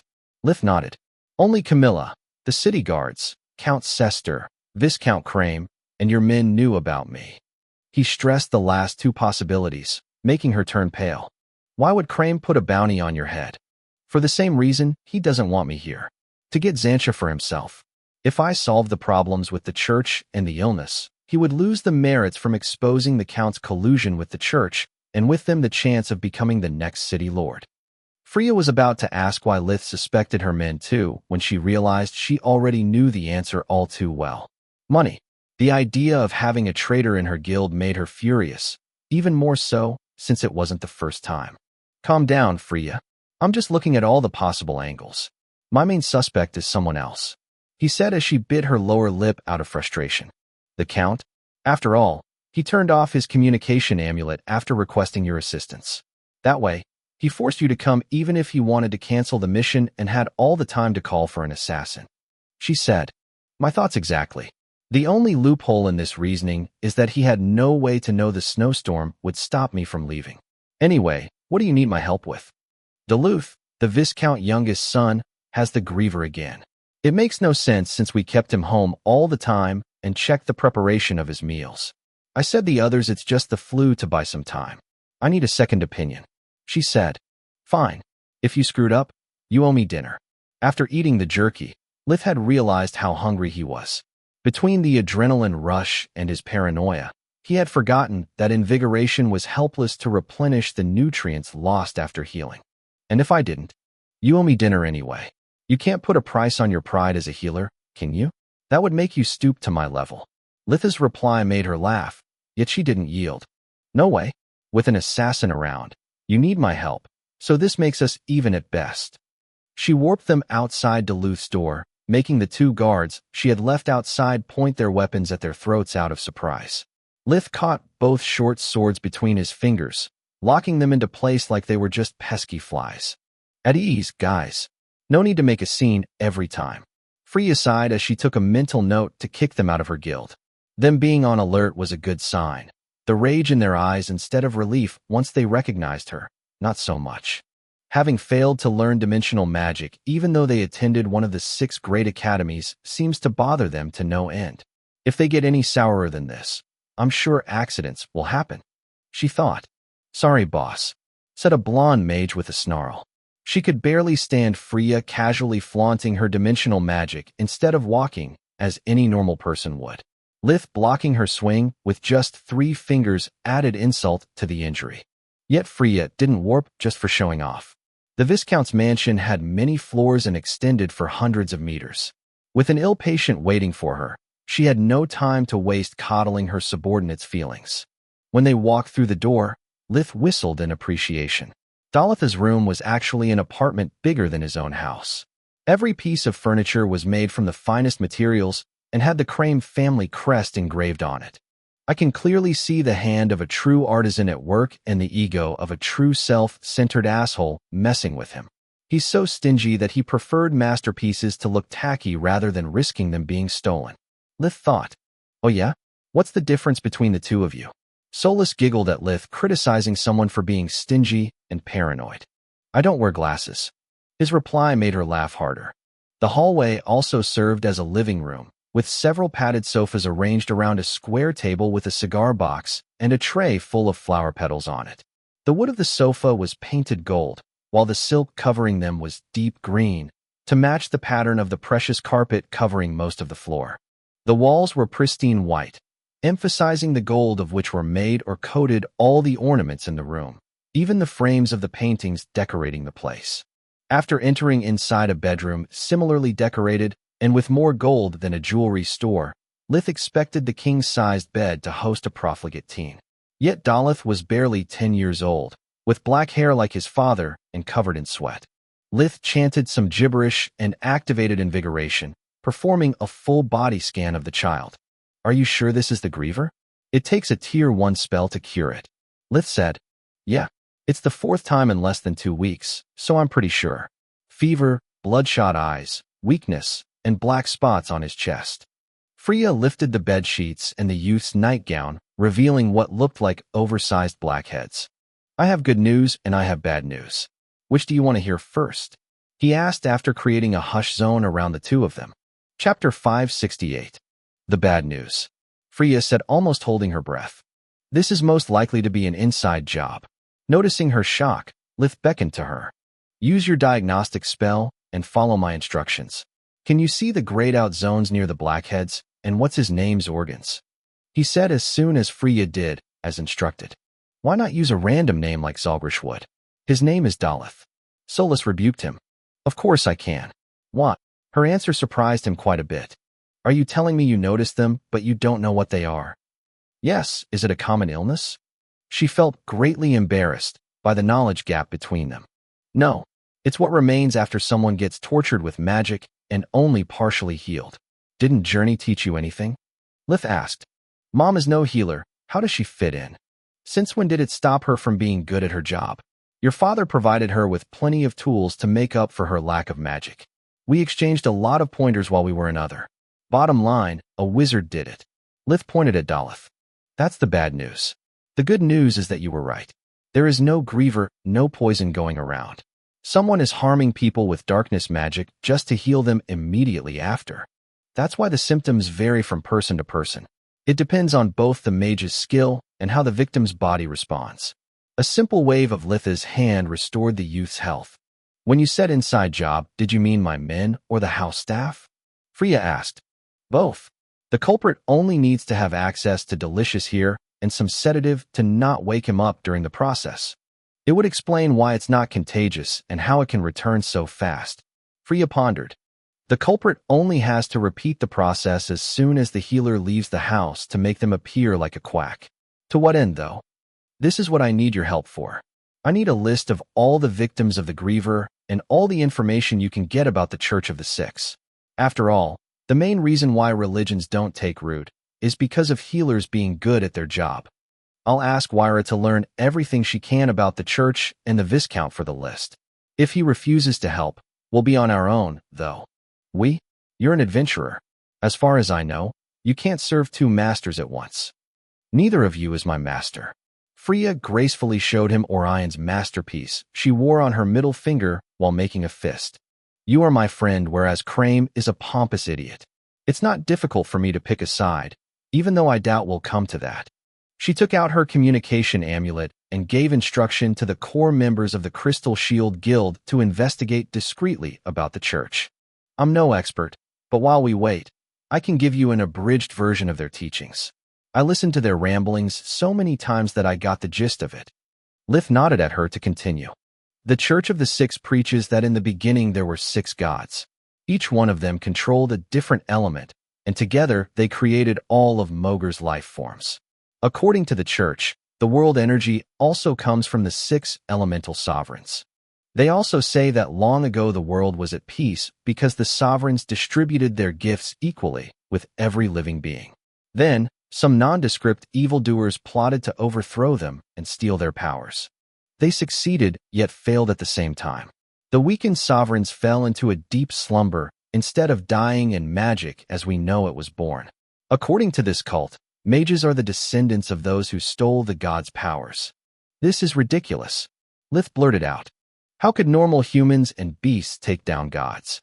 Also, how do they explain the fact that mages can be born from non-mages? What good can relinquishing magic do? Beats me. Freya shrugged. Do you have any idea who is the guy with 7 eyes on their poster? The supreme deity, the All-Father. Each one of his eyes became one sovereign, while the 7th became Mogur, bestowing mana upon all of his children's creations. Freya said. The All-Father, eh? A cruel grin appeared on Litha's face as a plan to use the church's teaching against itself formed into his mind. Are you sure you're not adopted? Freya interrupted his musing. What? Why do you say that? It's no wonder Floria likes you so much. You're getting as tall as Dad, and your expression right now is identical to Mom's when she's hunting her prey. What's our plan? First things first. Dinner. Lith replied, and his gurgling stomach agreed. Are you free tonight? I wish. Now that I have an idea of what the griever is, I'll take credit for it with the Viscount, and after that, I'll need to change the detail schedule. I'm sure he'll try to switch the blame on my men, and the worst thing is that I have my doubts too. What? I'm planning to return the ambush. If I catch the guy, I can get new intel. Otherwise, I'll take out one enemy. It's a win-win. That's the dumbest thing you've ever said. If they are looking for you, they might even know you're here. 2 against 1 is too much for anyone. You need my help. Freya said. I'll need you for the second act, that's for sure. First, I need to probe their strength and wits. Don't worry about me. I'm not the master of space, but I can still blink to safety if necessary. Gods, don't use my title from the Academy. I can't believe I used to find it flattering. It's embarrassing at best. Seriously, what are you thinking? Solus asked. I doubt someone as skilled as the one who made the dagger didn't insert a tracking spell. Mostly because its cloaking effect makes it impossible to distinguish it amid normal weapons. Lith thought. So what? Life vision is no mana sense, but they can still recognize your energy signature. If they see you near the dagger, they will either stay away or attack together. First, it's 2 against 2. They have no idea of your existence, and if we prepare the field, speed and coordination can make the difference in mana core level irrelevant. Second, they will never see me coming. As you said, they can recognize my energy signature, but I have more than one, right? Lith inwardly grinned. Viscount Crane was stingy, but it turned out that his avarice only spread those outside of his house. Both the kitchen staff and the ingredients at their disposal were top class, allowing Lith and Freya to enjoy their meal while reminiscing the old days. It was part of Freya's plan to weed out the most likely members of the Crystal Shield that would betray the guild at the first opportunity they got. It wasn't hard to spot them since they almost popped more than one vein whenever they talked about their specializations, their dreams for the future, or even talking about the Uranus couple. After dinner, Lith returned to his room and checked with all of his magical senses that no one was spying on him. Then, he stored away the skinwalker armor and assumed his hybrid form before warping away. Chapter 569. Back when Lith had just acquired his second life force, he had joked about slaughtering people and pinned the blame on a black-scaled monster. He would have never expected that the day would come that he would turn the joke into reality. Lith flew towards the commercial district. He needed an isolated zone for his ambush, to have as few witnesses as possible. He couldn't afford to raise rumors about a demonic being appearing in the same city he was. His nature as a hybrid was a double-edged sword. It gave him an advantage against most human enemies, but it had to remain secret at all costs. It was necessary not only for it to keep being an effective weapon, but also as a matter of survival. Lith doubted that liches like Inksalot or even the human council of the awakened would leave him alone if they knew about the existence of a new power. He was certain of it because it was what he would have done. He picked the warehouse district for his plan. That late at night, with the snowstorm still ongoing, there was no one around aside the men of the night watch.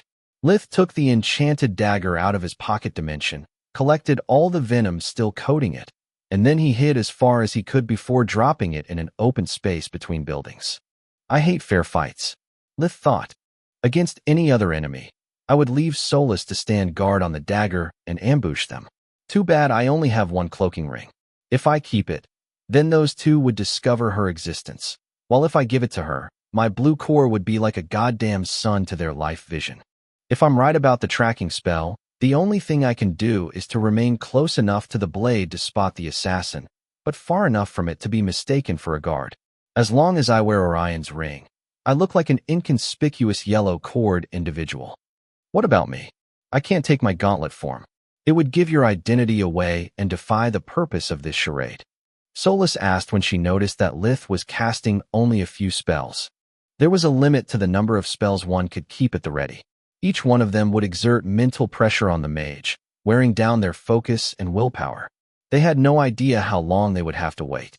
Mindlessly going all out meant getting tired even before conjuring their first attack. Save your strength and cast spells only when we have a grasp on the situation. Try not to draw attention to yourself. Lith replied.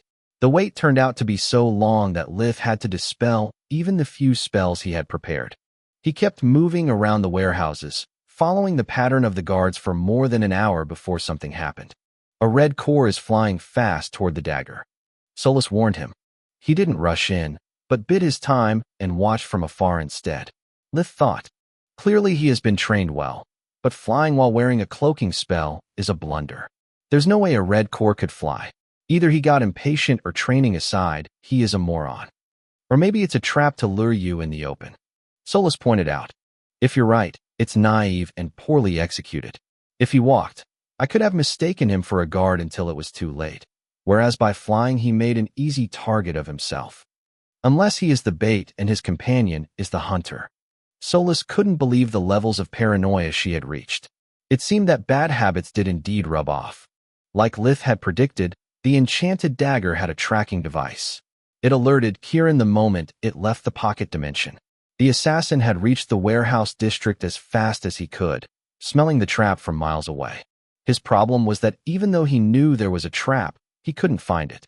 There wasn't anything magical near his dagger, no array surrounding the area, and only weak-ass cord humans patrolled the area. Whenever he spotted a yellow cord human, Kieran checked his energy signature to be sure it wasn't the ranger, but even after more than an hour, the area was still quiet.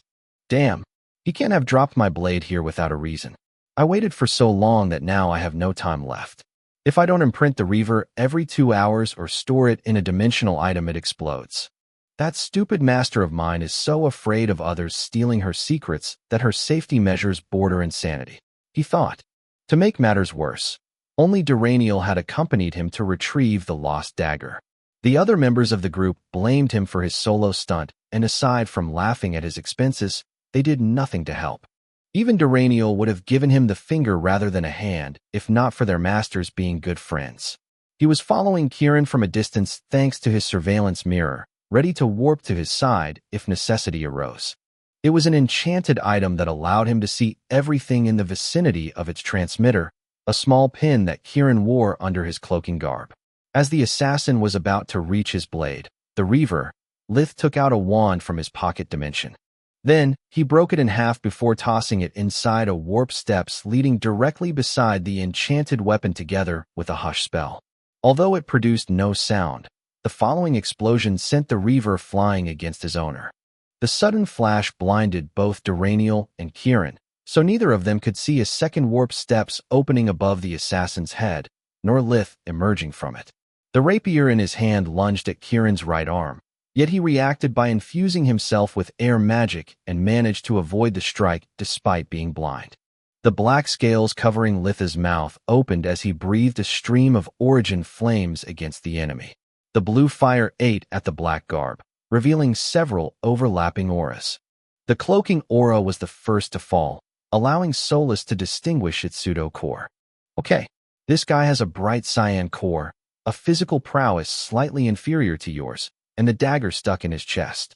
She inwardly smirked, glad to have left enough venom on the Reaver in case something like that happened. His armor has a defensive barrier, a clocking aura, and something that reminds me of Full Guard. They were arranged so that the cloaking function covered them all. Lucky bastard, they thought in unison. Full Guard was one of the most useful spells a Mage Knight had. It created a spherical blue aura with a radius of 1.65 meters, 5.41 feet, around the caster. Thanks to Full Guard, a Mage Knight had no blind spots. Whatever entered the sphere would be detected, allowing them to counterattack and dodge with surgical precision without even looking. That's how he reacted so promptly to my blink earlier. Full Guard's biggest downside is that it turns you into a neon sign, but the cloaking aura solved the issue. I need to get my hands on that thing. Chapter 570. Even though their thirst for knowledge burned bright, Lith and Solus knew better than meaninglessly rush forward. Lith expanded the silence zone to not be interrupted by the city guards and unleashed a volley of lightning bolts. Even Full Guard was useless if its user wasn't fast enough to react to the information it provided.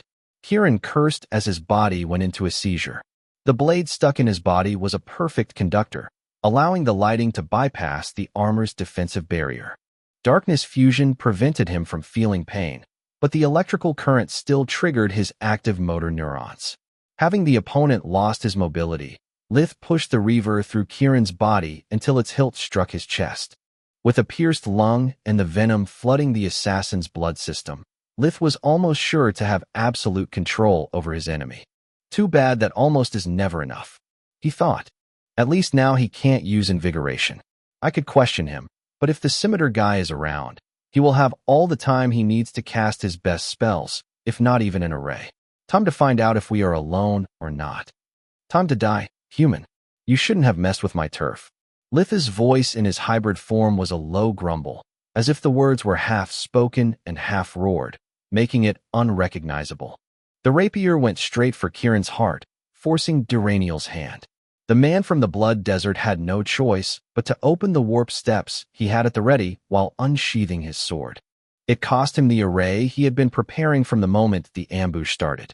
Another of the strong points of the surveillance mirror was the possibility to project arrays from a greater distance than it was normally possible, making it a perfect tool for Awakened working as a team. That idiot. Not only did he get his ass handed to him before I could finish my spell, but he also managed to anger an Emperor Beast. Fucking animals, they are almost as annoying as Kieran. Duranial thought. Behind you. Solus warned Lith as her mana sense detected the opening of the dimensional corridor. It was too far for Lith to stab the opponent before he could react, so Lith feigned ignorance until the last moment. Only then did he dodge the attack by rolling to the side while using spirit magic to toss the helpless assassin against his companion. Fuck, Duranial said, unable to express how frustrated he was. He had only two choices, to blink away and be at the enemy's mercy or kill Kieran with his own hands. Dimensional magic was the only way he had to alter the path of his blade, but Lith took the choice out of his hands by hurling a stream of origin flames against the two Awakened who were about to collide. Duranial cursed again, blinking both him and his companion in opposite directions. He didn't do it to protect Kieran, so much as to create two exit points at once. He gambled on his luck, hoping the Emperor Beast would follow the wrong blink. Lith activated the spirit magic variation he had learned while in Zalgrish's lab. Demons of Darkness. He shouted despite being deeply ashamed of his current persona. Talking like an evil overlord made him cringe to the bone. He injected his pure mana inside his shadow, and then he expanded it like a black sun. Blink had an area of effect much smaller than spirit magic, so both awakened were still within his grasp. Kieran was too busy spitting blood to not drown in his own fluids to notice his shadow coming to life, whereas Duraniel activated fusion magic as soon as he realized an invisible force was constricting his movements. What the? Not only the grip he felt all over his body was getting stronger instead of fading, but his life force was being sucked as well. It took him just a moment to notice that his own shadow now had yellow eyes and was wrapped around his limbs. He freed himself with a small flash of light that dispersed the darkness, and then he blinked away. Damn, the shadow version of spirit magic has a weak spot even easier to exploit than the regular one does. Rat Pack didn't notice it because he's an idiot. Lith thought. Instead of wasting his time giving chase to Duraniel, Lith went after Kieran. Preventing one enemy from running away and the other one from healing himself was impossible, so he decided to cut his losses along with the assassin's head. We need help. Duraniel yelled at his communicator amulet, panicking. 2 against 1? How pathetic are you two? Replied a feminine voice, full of disdain. You can't kill me.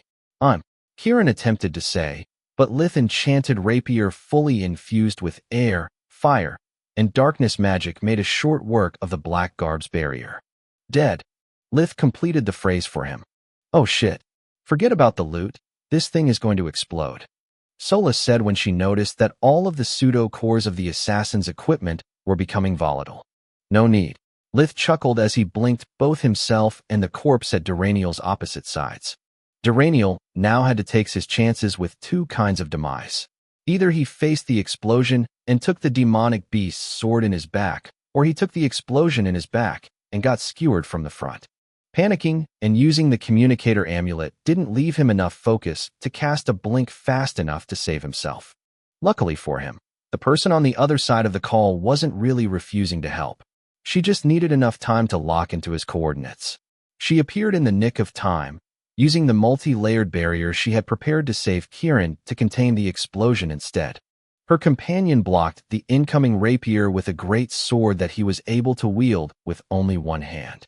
He was a handsome man who seemed to be in his early 20s. He was even taller than Lith in his hybrid form and had the build of a mountain. He wore a set of light armor that covered his vitals and his joints with small metal plates over a set of high-end hunter clothes. Lith recognized it as a style originating from the Gorgon Empire. The youth had blonde hair and sky-blue eyes. To kill Kieran so fast, you must be a worthy opponent, he said. Too bad you can't harm me with that needle. Scram. Lith roared while infusing himself with all the elements as the youth did the same. Deep blue mana core, strong as a bull, good equipment. Especially the sword, Solus said. What the? Pelion couldn't believe his own eyes when the shorter and much slimmer creature pushed him aside. Lith's hybrid form had the same abilities as the human one. Yet despite the difference in build, thanks to his constant training and body refining, his muscles were even more powerful than the giant's. The moment Pelion tried to fight strength with strength, Lith sidestepped, making the enemy be thrown off balance by his own charge. The youth was an excellent swordsman, but the nimble rapier exploited his weakness and slithered like a snake through his guard, opening deep wounds on his 4 limbs and crippling his strength. Chapter 571. Pelion managed to block Lith's last lunge with the hook-shaped hilt of his weapon, shattering the rapier with a quick flick of his wrist. I'd run if I were you, he said with a grin. The creature was now unarmed and Aelia was done with the explosion. Together, they were unbeatable. Because I've lost a toy? The demonic beast sneered. The rapier was just one of Lith's failed prototypes in the attempt of replicating the Gatekeeper's properties. Having sparred a lot with Floria and Freya in the past, it was one of the weapons Lith knew best. Also, due to its light weight, it required a minimum amount of ingredients. He would have preferred to avoid using the Gatekeeper while he was in his hybrid form. It was Lith Varen's signature weapon, but he couldn't afford to hold back now that they were 3 against 1. Besides, he had come prepared. Come forth, my soul. Feel my wrath. A set of giant membranous wings popped from his back as the space in front of his hand was torn apart by emerald flames. An eerie light painted the night green, sending shivers down the spine of both the men of the Night Watch and the awakened ones. A small sphere of stone emerged from the fissure, and it grew into a huge black sword. I'm not going to fight a wormling who possesses an Omni pocket just to avenge an idiot like Kieran. I'm out of here. Aelia grabbed Pelion and Duraniel from the collar of their shirts and warped away. The several spells Lith had just conjured hit only air, so he dispelled them before the ruckus could draw too much attention. After checking with his mystical senses that he really was alone, he followed suit and opened a series of warp steps leading to random destinations before returning to his room in Krame's mansion. Both Lith and Solus were racking their brains trying to decipher the awakened woman's words. What's a wormling? What's an Omni pocket? And how did you do that thing with the emerald flames again? Lith thought. Me? What about your wings? Since when can you do that? Solus had no idea what he was talking about. I was just flexing my shoulders for the evil overlord pose while you coded the gatekeeper to make it unrecognizable. Maybe my second life force is growing over time. Why every single time we go out for answers, we only get more questions? Lith had no way to know that the reason why Aelia had preferred retreating was their pocket dimension, which was referred to by other creatures as an Omni pocket. Unlike common dimensional items, once a mage had imprinted an Omni pocket, they could access it without actually carrying it with them. It made them unpredictable and usually only ancient, powerful beings like Tezca had one. Aelia had recognized it because, due to Orion's ring shielding Solus's existence, Lith was apparently carrying no magical items while in his hybrid form. She had no idea that Solus's long slumber had destroyed all the treasures it contained. Aelia didn't felt like fighting an unknown enemy in possession of such a treasure, while Duraniel was still shocked out of his mind. Lith experimented a few times by taking several objects of different sizes out of his pocket dimension, yet nothing happened. Lith sighed as something pulled at his shoulder, almost making him stumble. One of his wings had struck the wardrobe without him noticing. It took him several tries to fold them above his shoulders, and even more to make them disappear inside his shoulder blades before going back to his human form. Damn, I'm sure I can take down a couple of awakened of that level with Freya's help, but 3. Lith set aside all the questions he had to ponder about his predicament. 3 is another matter entirely. To make matters worse, there could be actually 5 of them. Solus pointed out, making Lith groan. You're right. The fucking Church of the Six. 6 entitled idiots playing God with humans. More likely they are just helping behind the scene. Taking care of a religion requires time and effort, whereas Xantia's problems only started after the winter lockdown. I think you may be right. Lith thought. I still have no idea what their endgame is, but here is what I think it might be happening. For some reason, they have a beef with me. They know I'm a ranger, so they use the church to call me here. Maybe the snowstorm is just a coincidence, or maybe they predicted its arrival before having me summoned here. With no warp gate, no one can help me. In theory, I'm on my own. The silver lining is that if they took so many precautions, it means that they can't afford being detected. That's one toy I can mess with. Lith took his army amulet and called his handler, telling her all about the ambush and the 2 mysterious individuals who he reported as capable of using an odd kind of magic like Nalier the Kinslayer did. When her army amulet had woken her up in the middle of the night, Camilla didn't care about how she was dressed. Litha's rune could only mean an emergency. She wrapped a bedsheet around her nightgown as fast as she could and answered the call. Gods, I've checked the weather mage's forecast. The storm will last at least for a week. I'll make sure they send you a spell breaker as soon as possible. In the meantime, Camilla clenched her teeth. For the first time since she had joined the army, she hated her job for what she was forced to say. Continue the mission. The High Command agrees with us. Your duty is to uncover if there is any correlation between the church and this fake illness. You are hereby authorized to act as the ruler of Xantia until the crisis is resolved. As for those assassins, can you provide me a description? I can do much better. Lith had to repress both a sneer and a snort while he projected the holograms of the 2 awakened. The assassin was dead, but the man from the Blood Desert was about to enter a world of trouble. Hence the sneer.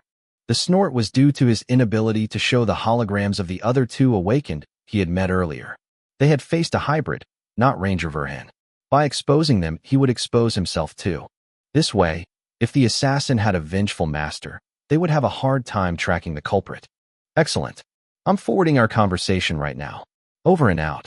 She called him back on his civilian amulet, begging him to ignore the orders and stay safe. It took him a while to calm her down, yet after the call ended, Camilla didn't manage to fall asleep until dawn came. In the following hours, Litha's report moved through the official and unofficial chain of command. There was more than one middle-ranked official handsomely paid to report keywords like Nailier and incredible magic. Once put together, it took barely an hour to reach all the right and wrong ears. The royals didn't like having Awakened messing with their territory, and neither did Tyrus. Duraniel was an outsider, so he didn't fall under the free will umbrella she granted to the citizens of the Griffin Kingdom. Are you insane? Duraniel's master, Tazar Aquinas, was mad with rage. Chapter 572.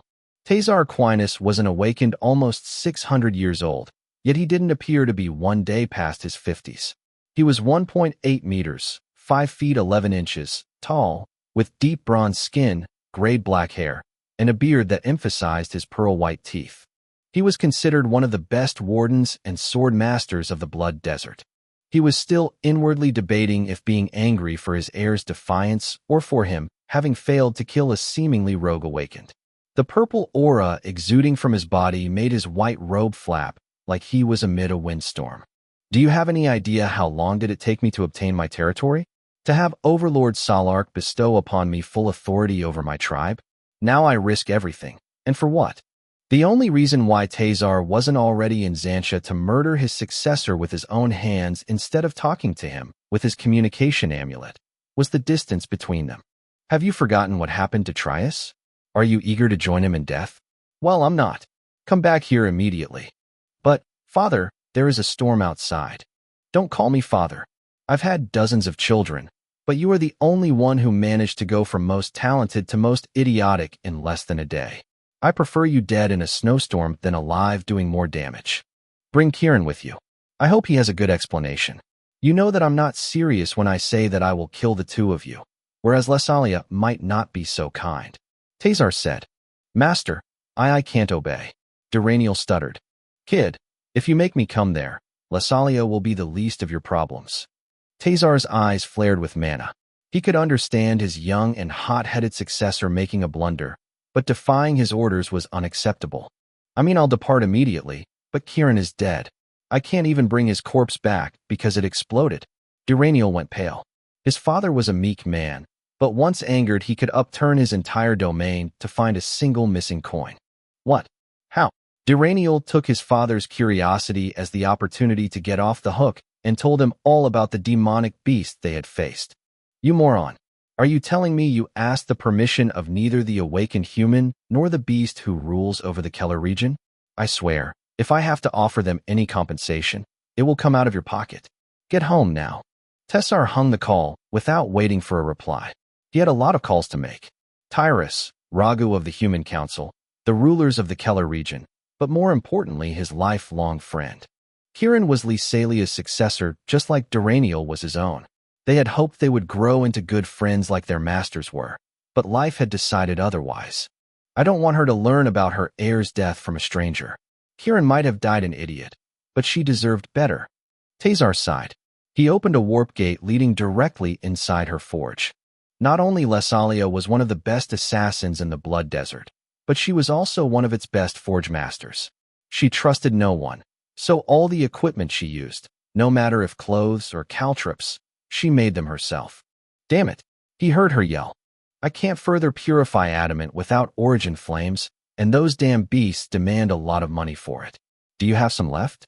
She asked. No.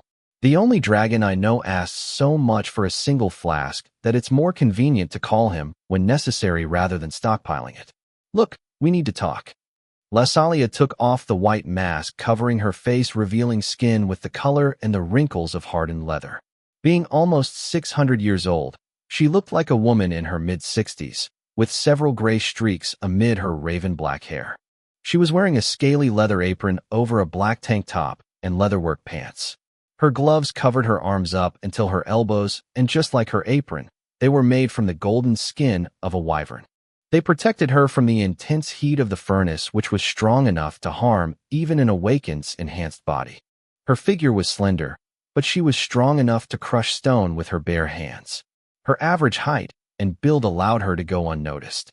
She had sharp eyes and a long nose, giving her the look of a demanding artisan, but Tazar knew better. Her forge resembled more a real blacksmith rather than a magical lab. Several furnaces and silvery tables occupied most of the stone cave she had built inside an active volcano, sometimes even using its heat for her most difficult pieces. She was currently working at a forge fueled by a mix of lava and magic, which made even her enchanted tools white hot. Yet the silvery liquid inside the obsidian mold refused to boil. A snap of Lysalia's fingers made the purple flames and the small tornado empowering them disappear. The liquid turned solid in an instant as she cursed her bad luck. "Is this about Kieran?" she asked, making Tazar choke on his condolences. "You already know?" "Of course I do. I had a tracking device and a communication system embedded in his suit. I can show you how hard we failed teaching those youngsters." Another snap of her fingers, and the green crystal lighting the cave made the room go dark as its light focused on the nearest wall to project a hologram of both ambushes. The one the two awakened had performed and the one they had suffered. See? In the alley, Kieran had all the advantages, yet he lost. He wasted time talking, he didn't capitalize on the venom, and stuck too close to the opponent. As one of the greatest assassins alive, every tiny mistake Kieran made was a capital sin to her. Tazar couldn't see anything wrong in the assassin's moves. If he had been in Litha's shoes, he would have survived only thanks to his artifacts. This Lith is an interesting fellow. He turned the tables as soon as Kieran revealed to be an awakened. His technique is a bit rough around the edges, but he adapts fast, and there's no wasted movement. He clearly practiced a lot. She sighed. At the warehouse, it was an outright massacre. Once Kieran triggered the trap, his fate was sealed. That's what I tried teaching to all of my disciples. Yet even the best of them was beaten by a mere wormling at our own game. "What are you going to do about it?" Tazar asked. "Nothing." Kieran failed twice, proving to be unworthy of inheriting my legacy. I told him many times that we are assassins, not warriors. Patience is of the utmost importance. Yet he mistook discipline for chains and my warnings for insults. I'm not going to cross 2 countries and as many guardians for a broken blade. Because that's what he was. I forged many before him, hoping they would receive my heritage. Some of them were too soft and were bent by my teachings. Others were too hard and couldn't endure them. When a smith fails, they don't blame the flames or the metal, they blame themselves. When a blade breaks, they don't collect its pieces, they learn from their mistakes and move to a new project. Chapter 573. City of Xantia now? You heard my master. I can't stay here a second longer. Duraniel had packed everything so fast that when he was ready to depart, Pelion had yet to complete his warping array. With the strength of the 4 remaining awakened, it was powerful enough to at least warp him past the storm they had previously fueled and were now unable to control. I would leave in a hurry if I were you. If the wormling contacts his master, both Pelion and Aelia are in danger. He has seen your faces. The ranger must have powerful connections with magical beasts to summon the aid of the lord of the region. All of those present shuddered at the memory. If both master and disciple were capable of using origin flames, there was no telling what forge mastering marvels they had access to. I don't care about the Church of Madmen, nor about Xantia. As long as we are alive, there's always next year. He walked through the gate, leaving them to wonder if their plan of using the ranger as their main ingredient had actually been a mistake. A cave near the southern border of the Keller region. After receiving the apologies from the 2 awakened humans of the Blood Desert, Zedros the Wyvern, the Emperor Beast ruling over the region immediately called his dear friend, Faluel the Hydra. I just heard the strangest thing. It seems a wormling is protecting my territory, yet all of my children have long since left, and it's been decades since I've mated with a human. Is him one of yours? He asked. She was the only other draconic emperor beast he knew in the Griffin Kingdom who could have spawned such a powerful creature. A wormling was the offspring of a dragon or a lesser dragon with a member of another race. A hybrid who was forced to choose the race he would belong to before reaching the 20 years of age. One of the Hydra's 7 scaly snake heads squinted her eyes, trying to remember when it was the last time she had copulated with a human while her other heads kept sleeping like logs. Among the various species of emperor beasts, hydras were considered part of the lesser dragons. They had a stocky lower body with 4 short legs and a heavy tail. Both were necessary to balance their long, serpentine necks ending with a snake-like head the size of a muscle car. Hydra's number of heads varied with their power and age. A newborn had 2, whereas the most powerful of them could grow up to 7 heads. Each head was capable of independent thought and casting its own spells. Ancient hydras were almost unbeatable thanks to the explosive attack strength they could achieve by alternating physical and magical attacks from 7 different sources. Their weakness and strength overlapped, though. 7 heads also meant 7 times the energy consumption. No matter how many heads they had, they all belonged to a single hydra, after all. If not careful, they would exhaust their mana and stamina in just a few seconds. Unlike wyverns, they weren't able to use origin flames nor to fly without a spell, so they were considered among the weakest of the lesser dragons. Faluel was still half asleep, so it took her a while to understand what the wyvern was saying. She hated cold in general and winter in particular. She lived in the Distar Marquiate, yet even its climate was too rigid for her tastes. She liked to spend the cold season asleep unless it was strictly necessary otherwise. Her nest was located under the Black Scar, one of the rare mountains in the south of the Griffin Kingdom, which took its name from the obsidian rocks covering most of its surface. Once it had been a volcano, whereas now the steaming hot springs heating Faluel's lair were the only legacy left of the mountain's fiery core. The rest of the underground cave was decorated with enough riches to put the Urna's household to shame. Piles of gold and precious gemstones were mixed with small mounds of magic crystals. The more precious a pile, the nearer to Faluel it was. All the artifacts she had collected and forge-mastered over the centuries were carefully stored inside a crystal case only she could open. One of mine? In the north. She said. It's possible. Most of my hatchlings hate me because I haven't awakened them. Can you describe him to me? Zedros, the first wyvern, and father of the late Gadorf, was a master of light magic. So instead of speaking, he showed her a hard-light construct of the recording Lasalia had sent to him. His scoundrel son had inherited his talent, but none of his wisdom. By the Great Mother, all the 7 heads hissed in unison. I knew he was one of yours. Don't worry about him. I told them he's my apprentice. I don't give a shit about humans, but if they so much touch one of us, I'll warp a whole mountain above their heads. He roared. Well, thanks for your concern, but actually no. He used origin flames, and he has wings, so he's not a hydra. What a shame. I was hoping you had found the right partner to further evolve your species. Why that reaction?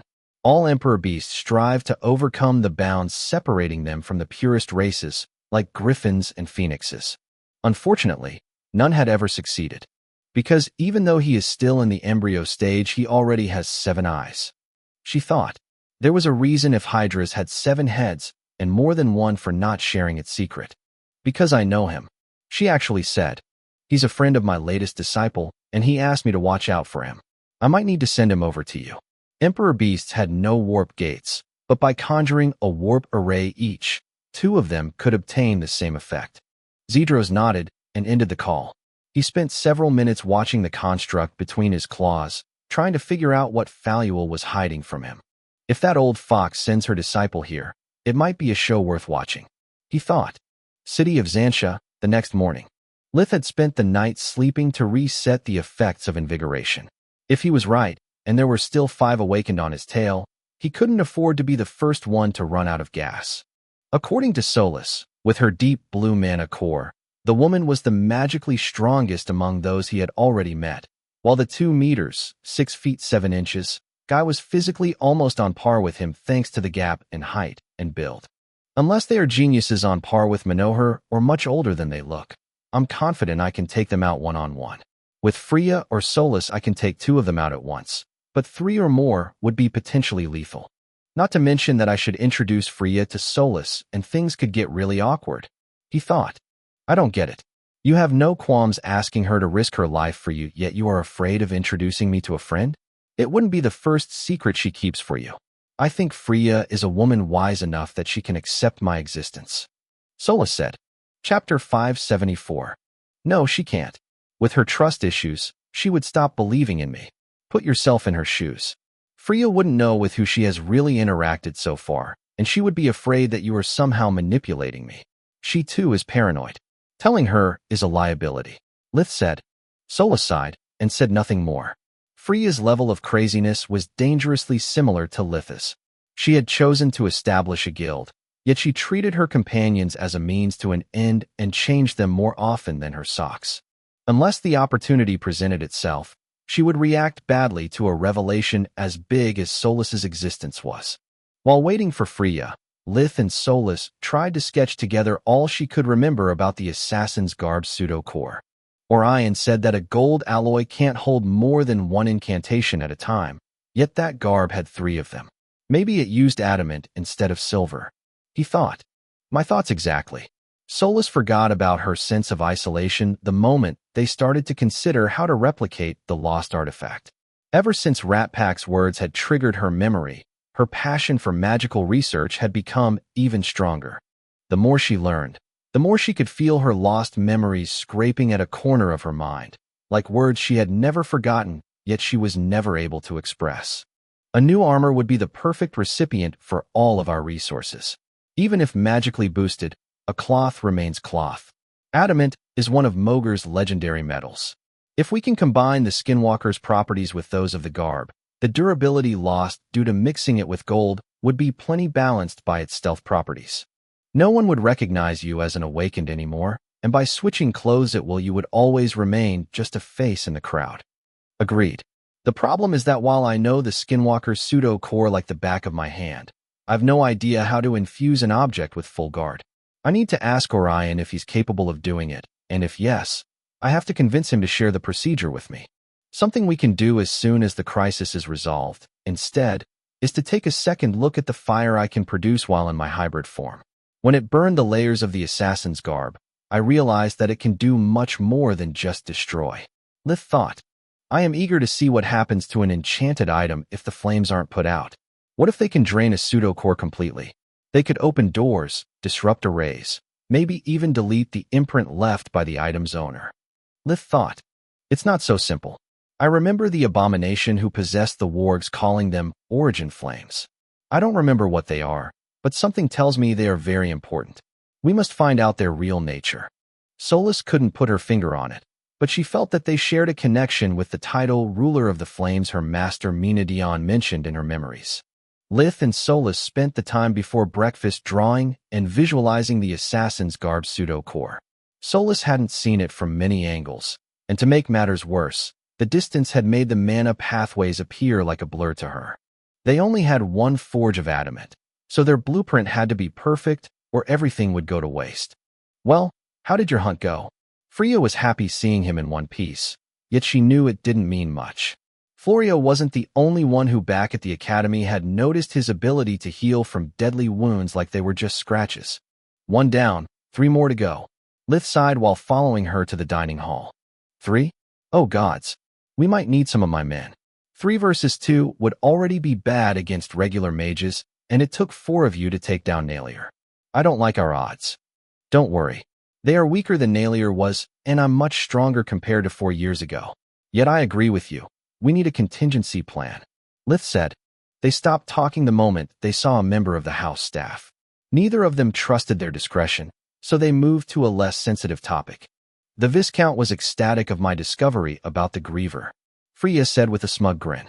He has doubled my guild's pay and fired half of his staff. Her smile disappeared thinking about all those poor people jobless in the dead of winter. Why did he do that? Because he removed all those who had the magical talent to cause that kind of wounds and all those who have any affiliation with the church. Now my men have to sleep, eat, and drink with the members of Krame's family. Freya's explanation made sense. I have the authority of the king now. I could conscript the members of the Crystal Shield Guild to compensate for the lack of manpower, but how much can I trust a mage who follows me only because he's forced to? At the same time, all of the city guards can't put a dent in an awakened's body. Only a mage can defeat an awakened mage. Lith thought. The dining room walls were painted of a pale blue, and the floor was entirely covered by a single red and blue carpet with floral figures depicted on it. The chair's lining had the same pattern as the carpet, while the Viscount's coat of arms was engraved on their armrest. The walls were decorated with several paintings depicting Crame's ancestors, and the room's furniture was adorned with blue porcelain vases.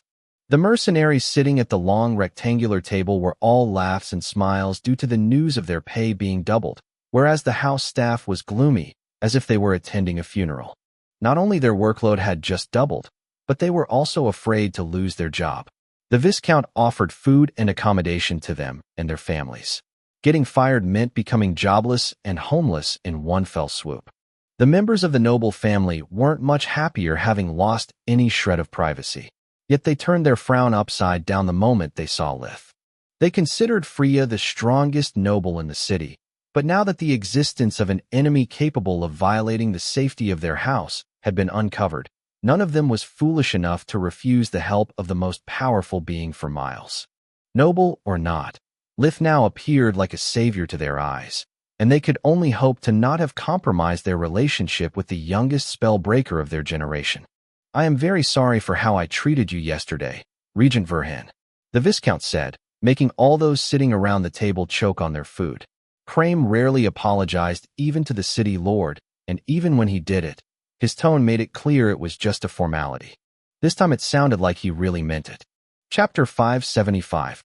The Viscount despised commoners, but he was a man smart enough to know when to swallow his pride and play nice. Just a few hours ago, he was angry at Lady Ernest for bringing an unwanted guest inside his house. Crame didn't complain to her about it only because he was hoping to establish ties with the Ernest household. The sudden turn of events had made Freya a goddess of victory to his eyes. Having the city regent under his roof would ensure that all of his plans would come to fruition once the crisis was resolved. The Viscount was so angry at himself for his lack of foresight that if he could have traveled back in time, he would kick his own ass. Bad news travels fast, Lith thought.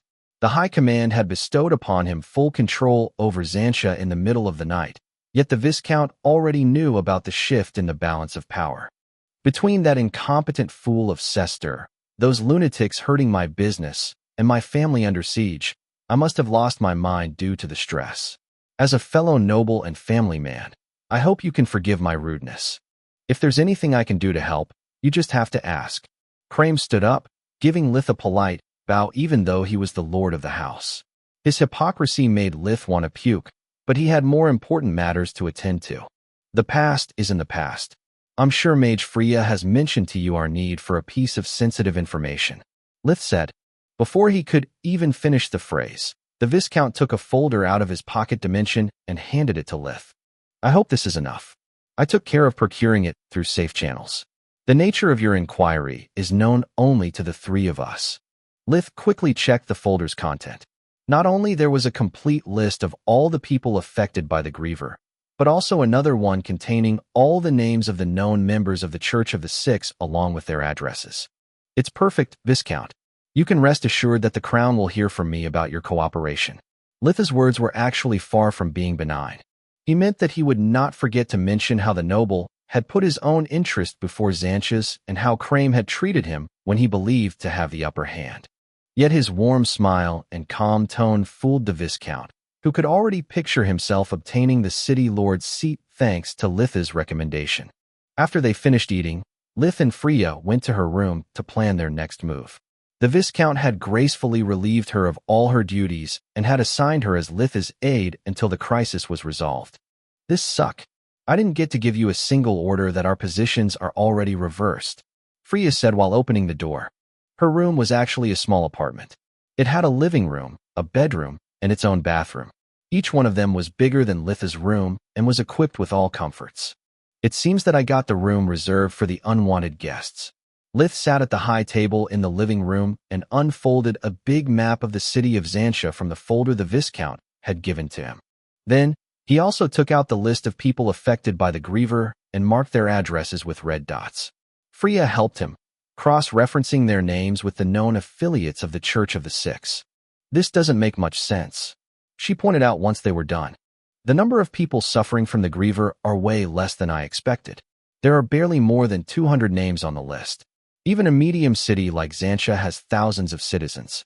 Not even a hypochondriac would call something of this extent a plague. You are right. We are missing something, Lith said.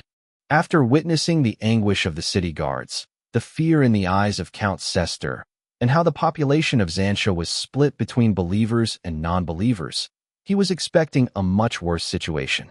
The dots on the map were just a mess, and he didn't recognize most of the names. He called his handler and asked her help. Camilla was a data analyst. If there was a pattern, she should have been able to find it. Well, it's a very short list.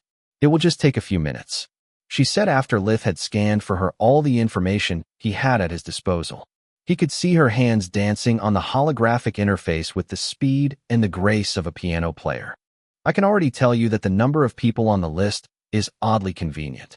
It's just a few units below the threshold that makes mandatory to alert the authorities. Camilla's words made Lith realize another piece of the puzzle. Up to that moment, he had thought that the limited number of victims was due to the awakened behind the church lacking the manpower for a bigger scheme. Now, instead, he was sure it had been an intentional move to prevent outsiders from messing with their plan. Picking an isolated city in the middle of winter lockdown, the timing of my summon and of the snowstorm. This cannot be just a coincidence. Whatever they are doing, they must be hiding from the council, not the army. Otherwise they wouldn't risk involving me. Lith thought. I'm done, Camilla said as the list on Lith's hologram was now reduced to 84 names, each followed by their position in the city's administrative offices and their clearance levels. Aside from the obvious city lord, these people are all bureaucrats and officials of medium importance. None of them holds a special relevance to the city, but if you put them all together, they give you access to all key points of Xantia. Among them there are the guards tasked to check the city entrances, clerks that can hasten or slow down any paperwork you might need, and even those in charge for the maintenance of the emergency arrays. With their combined help, a smart person would have full control over Xantia's available resources. They could smuggle or hide anything inside the city, and even take some of the relics stored there for emergencies without anyone noticing. I doubt it's anything that big. Lith shook his head. How long ago was the Church of the Six founded? Over 9 months ago, Camilla replied. When did the Griever first appeared? A month ago, right after the lockdown. I can't imagine Six Awakened wasting a whole year in the middle of nowhere. According to Fergan, the church was on the verge of collapsing before the Griever. They must be using the church as a cover and as a scapegoat in case something goes wrong. Lith thought. We need a second map. Maybe if we remove all the marks belonging to the officials, we can get a better picture of why they picked those people as victims. Freya said. It's a waste of time. Lith extended his arms and used light magic to create a holographic copy of the map right above the real one. Thanks to his training, he was now able to add a tinge of colors by using other elements, giving it a higher definition.